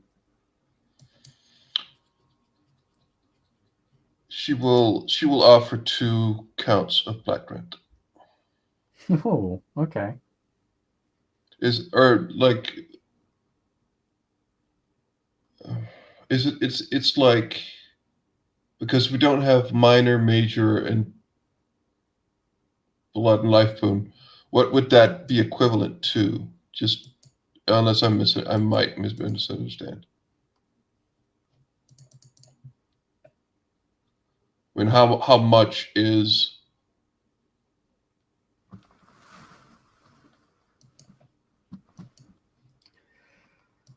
What do you mean? What do you mean by how much is I mean, black rent? like what could be asked in a for black rent? Like what would be Basically anything that is not entirely suicidal. Like people would probably forgive you breaking black rent if they just said, "Kill that 1,000-year-old elder over there," and you clearly couldn't do it. Some kindred may still take exception to it because you're still betraying your word, but it's sort of a legal. It's more of a legal gray area. okay? Then Um, in that case, I think I will offer 1 count of black rent okay. because then that would be too pricey. But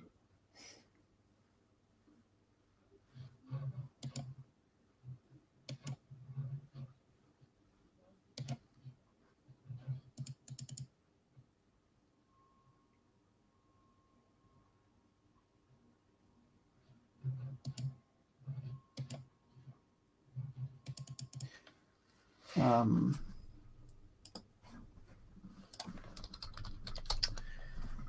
upon hearing this,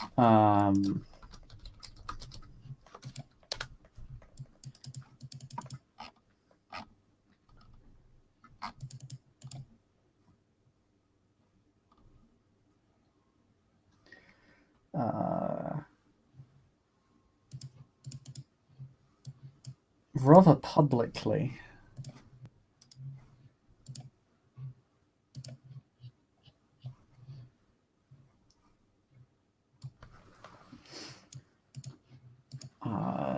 Artoria will make a very heavy curtsy with before the seneschal, and she will very publicly declare,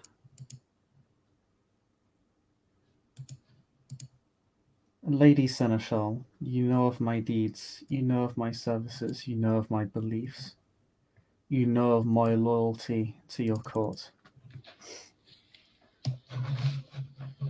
For the life of this revenant, for the life of this one who deserves so much more and beyond all else, deserves a purpose that was cruelly robbed from her, I would swear to you an oath of action."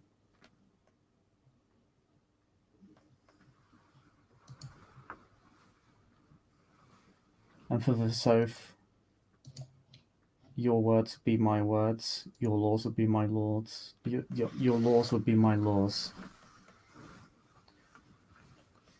and my sword would become your sword.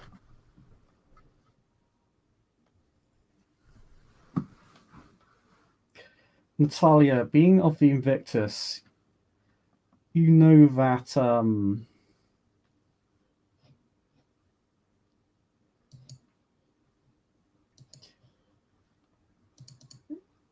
she is effectively saying, "I will temporarily become your vassal and perform any one service for you."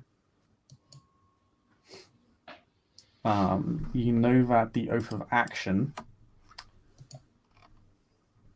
is something, you know that Invictus practice certain oaths. This is how they maintain order. Oaths generally don't last longer than a year and a day, but many do, particularly oaths of fealty. An oath of action is where someone swears to perform a service to their liege, and that the service must be a difficult task with definite criteria for accomplishment or failure. It can be any task in which one can definitively fail or accomplish, but it must be clear how one must succeed or fail.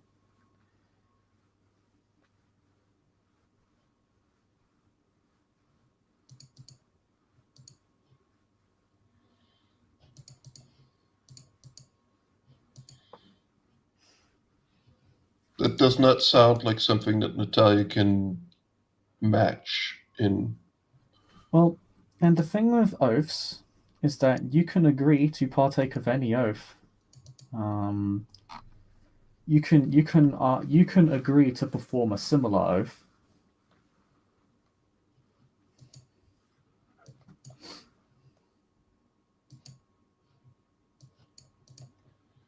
You could easily agree to say, I would agree to perform to take an oath of action for you. Of course, it would be for the seneschal to dictate what that action would be. Mm-hmm.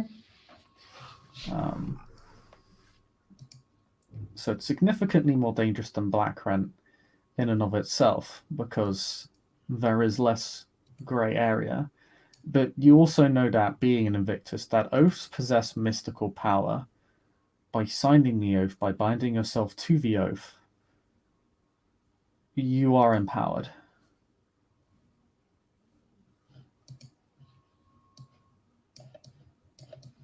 Meaning, when you say you are empowered, meaning you are enforced to do it, or do you mean? There are supernatural effects to oaths depending on the kind of oath that is sworn. It is the main incentive for becoming a vassal to an oath, as well the liege obviously is the primary beneficiary of oaths. The vassals also gain significant benefits from signing them. So while the task would be difficult, you know that the oath of action would empower you in a sense that would make the task easier, but it depends on the task.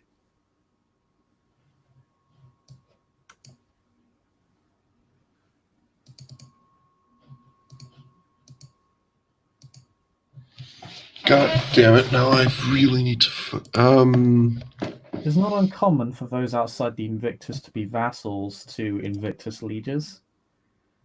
Although they're usually more temporary oaths.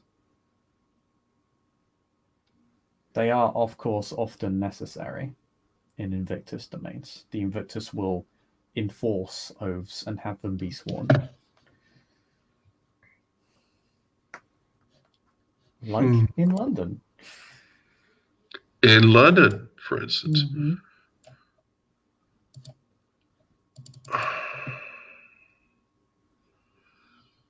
Part of her feels that this means that this woman will take fairly good care of her, and that Tara will be safe because she's willing to do this much,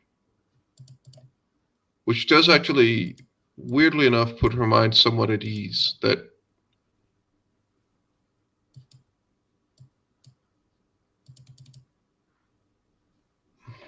at the same time, her what shall we call it? The less optimistic side of her personality knows that the chances of for Tara to survive are probably, maybe they're high, maybe they're low, but she doesn't know for sure.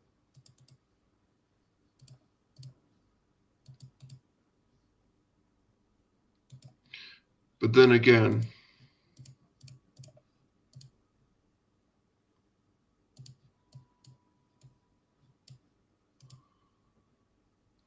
how safe is she really with?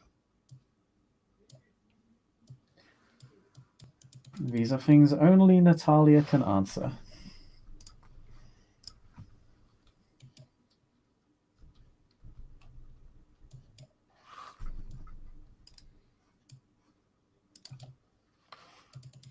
It is sad but true.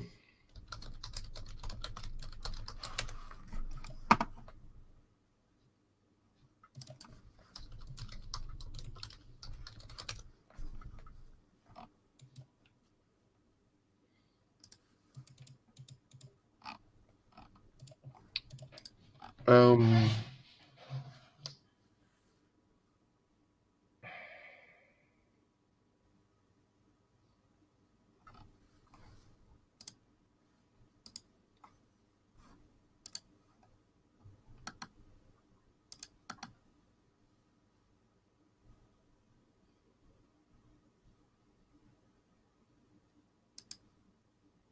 Natalia would just say, well, this is quite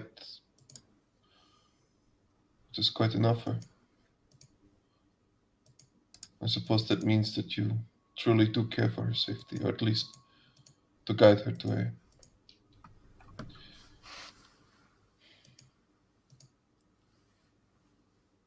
As she does not answer you, she merely awaits the Seneschal's response. The Seneschal, who is awaiting an offer from you, if anything. The people have actually turned in the room in the main foyer. They've stopped feeding on their vessels and are looking at this engagement, this confrontation with great interest. I'll be real quick. As Alright. Natalia may react to the crowd honing in on this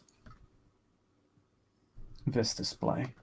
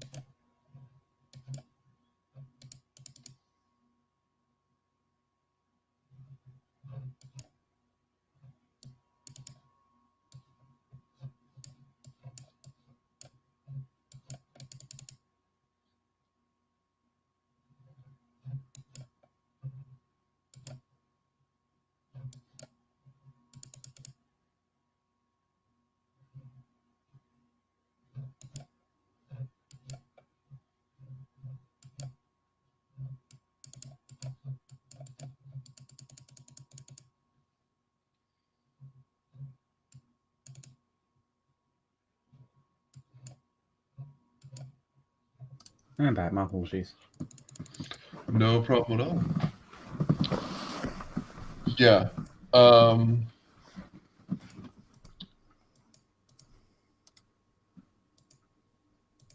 I think I've appreciated the pause.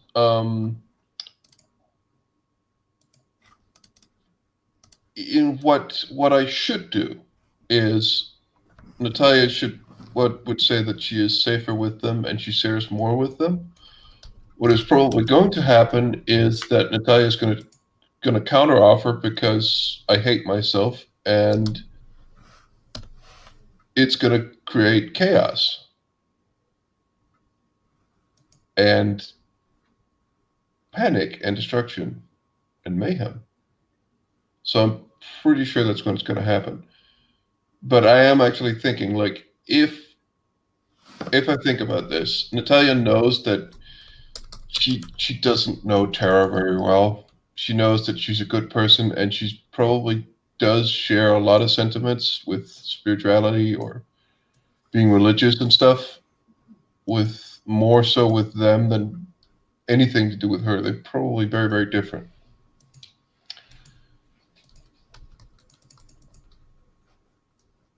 Um,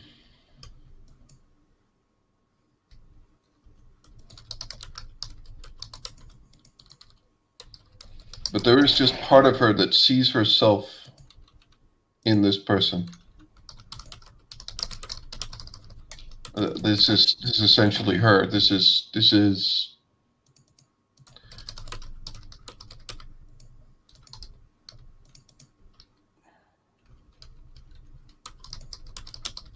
How much does she know about how the sanctum operates? Is it known that they do actually hold tight as a unit, or is it or is that just she's just heard rumors about certain people being assholes and certain people being. You don't really know. You're not a part of Okay. their organization. You've never really been exposed to them, particularly since Natalia herself isn't a particularly religious person. Doesn't really come down to any of the sermons or the midnight mass that occurs every week.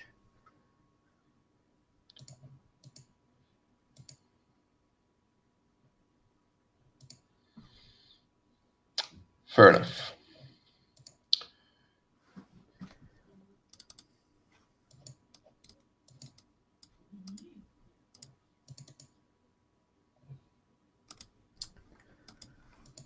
So,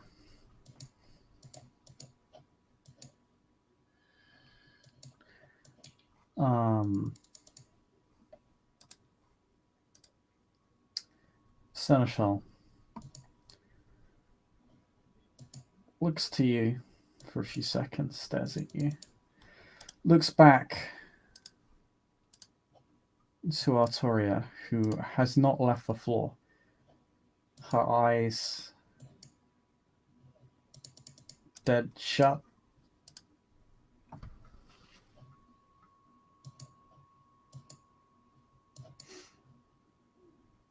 She's simply planted on one knee, staring right at the ground, waiting for the Seneschal's response. And when it appears that Natalia does not respond,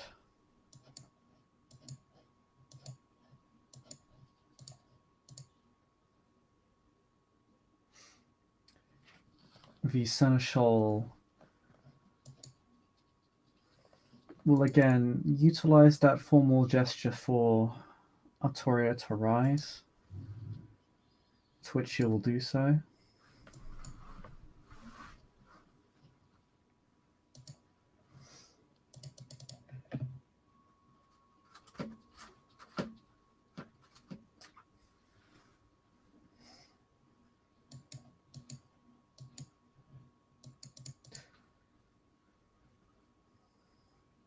She will simply say,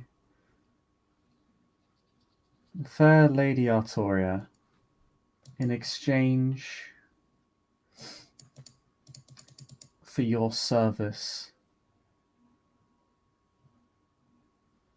as a reward for your oath of loyalty towards the court of this city,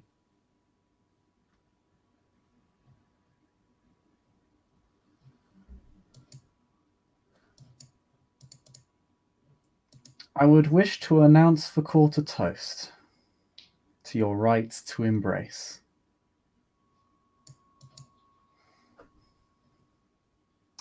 And she walks on over and picks up a glass. As she holds it up, she simply says, "Here, here," and and the crowd will unison go, "Here, here," and will clink their glasses together and toast to Artoria's new embrace. Or for her right to embrace. My apologies. Natalia will just. Actually, she will smile. She will just walk over and she'll just say, just go easy on her. She's already been through a lot.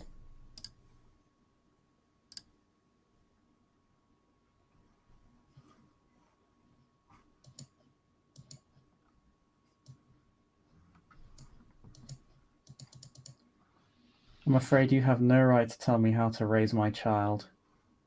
And she begins walking away towards more polite company.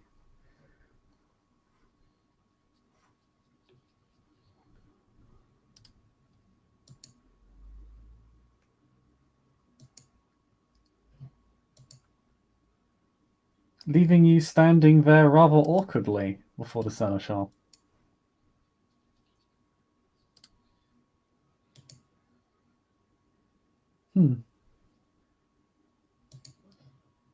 Now that is more like her.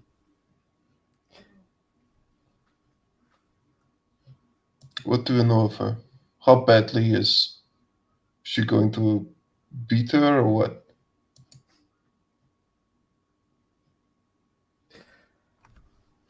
You assume so poorly of others, Miss Belenko. Come now, have some faith. If not in us, then at least the church. That is, after all, their entire purpose. If not, then what are they doing here?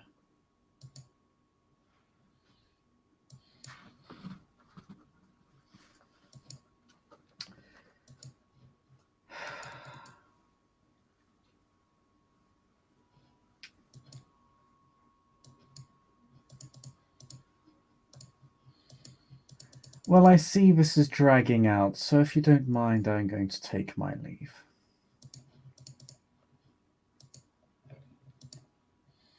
Was a pleasure, one. You've served the Invictus well this evening. Good evening. Good evening. As Natalia just leaves, she'll just mutter to herself, I fucking hate these fucking people. As she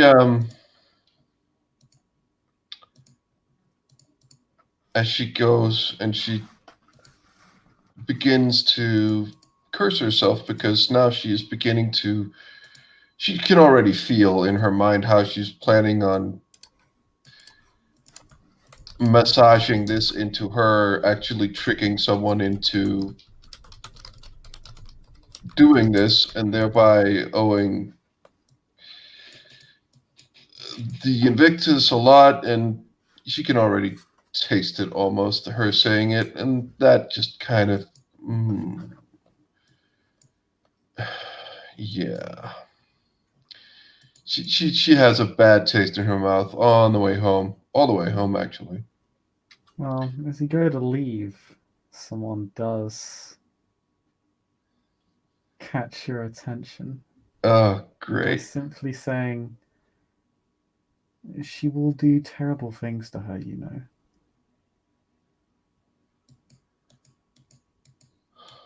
Then I'm going to have to. She turns and tries to get up to the seneschal.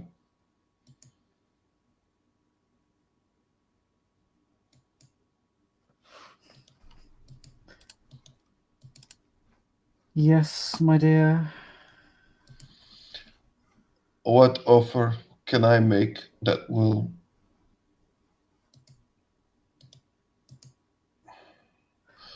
That will Oh, good. ensure. Far too late for that, my dear, I'm afraid. The deal has already been made. The oath is going to be struck by the notaries one way or the other. Or do you wish for me to go back on my word before the entire court? That would be an utter disgrace for the Invictus to not be I able to understand. uphold their word. I understand. I'm sorry for the interruption. Have a good Yes, night. I'm quite insulted that you'd even suggest such a thing. Be gone, please. Natalia walks back, walks up to her sire.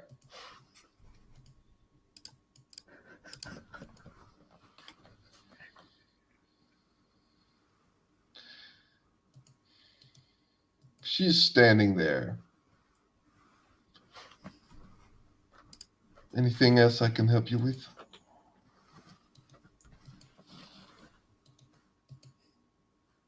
My dear Natalia, all I can think about is how I can help you right now.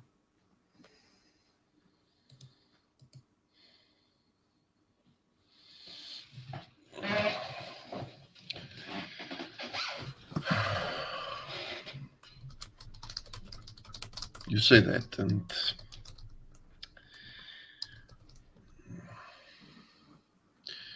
there is just something in Natalia's stomach that is beginning to talk to her.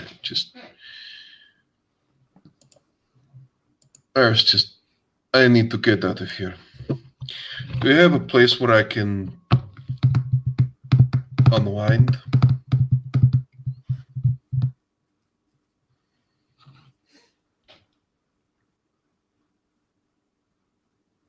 Somewhere that no one can hear me? Somewhere where I can maybe lose a bit of control? Because I think I need to go now.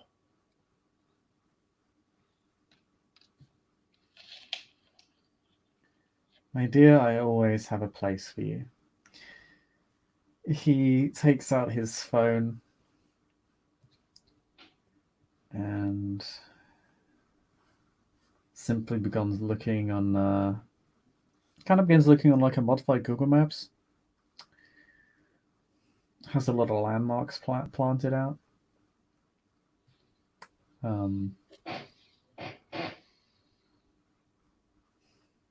then we'll send a text.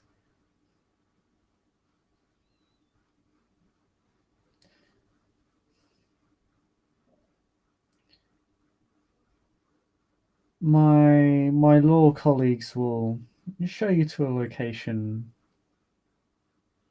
a haven where you may spend the rest of your night, as you say, unwinding. Thank you.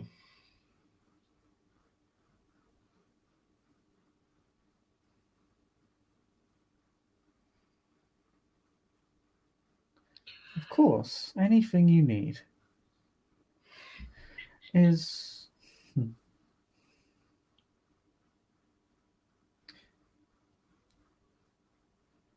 Would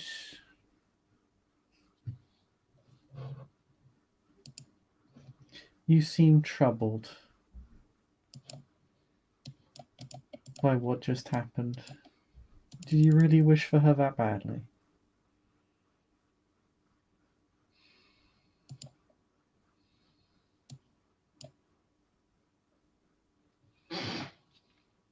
Oh. Natalia just looks at him, just says, she reminds me of some other women I've met in my time. I don't wish for.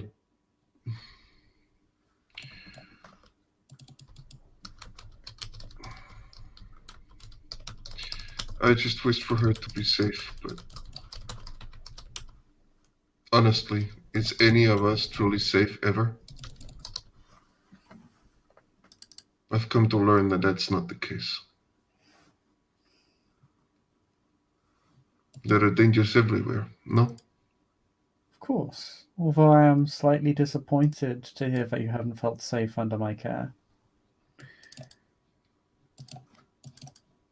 I was just again, she's exerting some serious self-control here. On the what is the prince, of course, but still, I was sent out in a place where I could have gotten severely hurt or worse. So a bit of danger is to be expected. My dear Natalia, you know that if you ever feel unsafe, you can always feel free to give me a call. I know.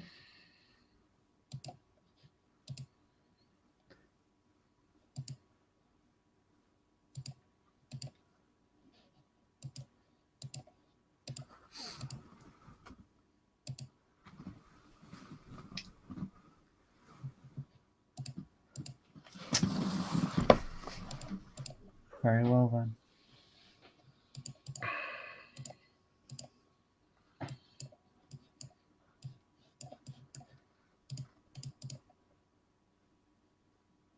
I'll see you later.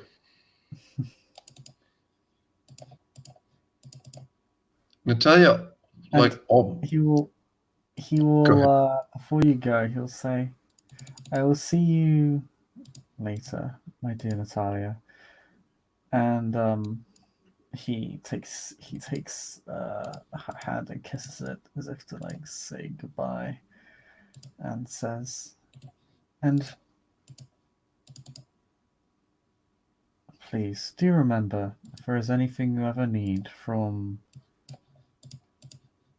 a car to a haven to sustenance to a revenance, know that you can always call upon me. He gives you that sly, sinister smile that you've come to know from him that just makes your skin crawl. Yeah, I'm gonna have to No roll. one else but you seems to see. Yeah, she does have a success. She does have a success. She actually has two, so she's okay. It is not frenzy, should be said. Okay. Unless you would call it a frenzy roll, because then I need to re-roll because I have two less dice. But this is just to see if she can stop herself from beginning to to to to, ex, to express some of her more true feelings, let's say. But she manages.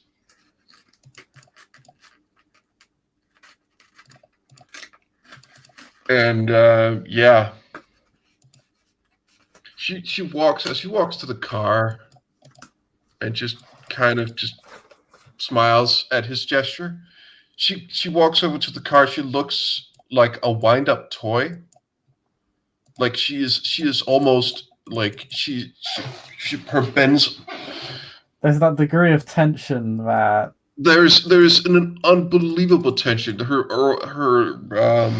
Her knees almost do not move. Like she almost waddles, not really, but almost. Yeah, she's not in a good place. She gets into the car. If anyone tells anything, she will just say, "Shut the fuck up." If anyone talks to her in any way, and she sits there.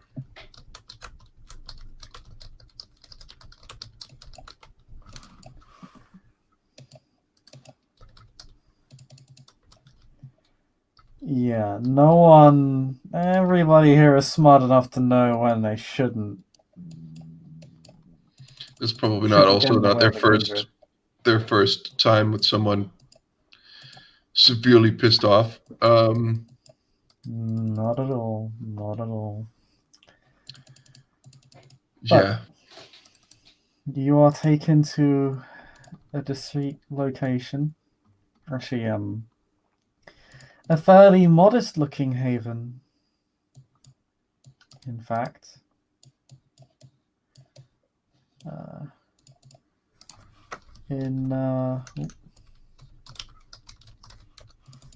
god, there we go. A fairly modest-looking haven, and let me go find it.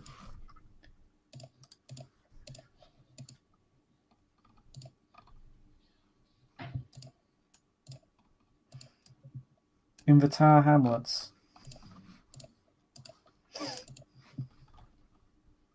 It's much larger and nicer looking on the inside.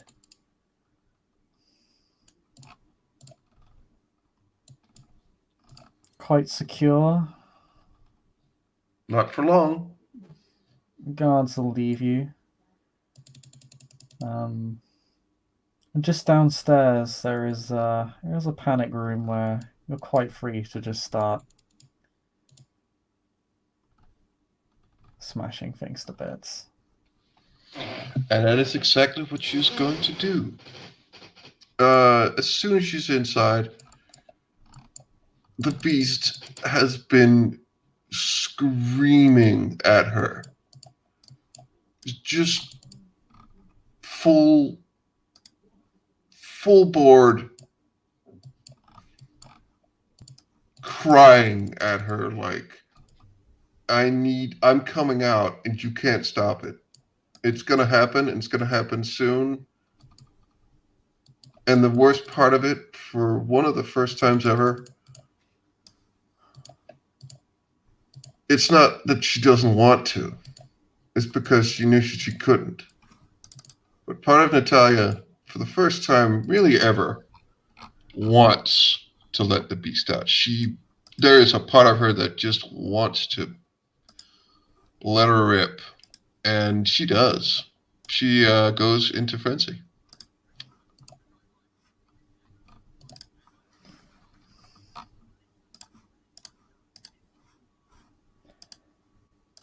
And I think that's what we can end our scene. Thank you, players, for playing. Thank you, watchers, for watching. We'll see you next time. Bye bye.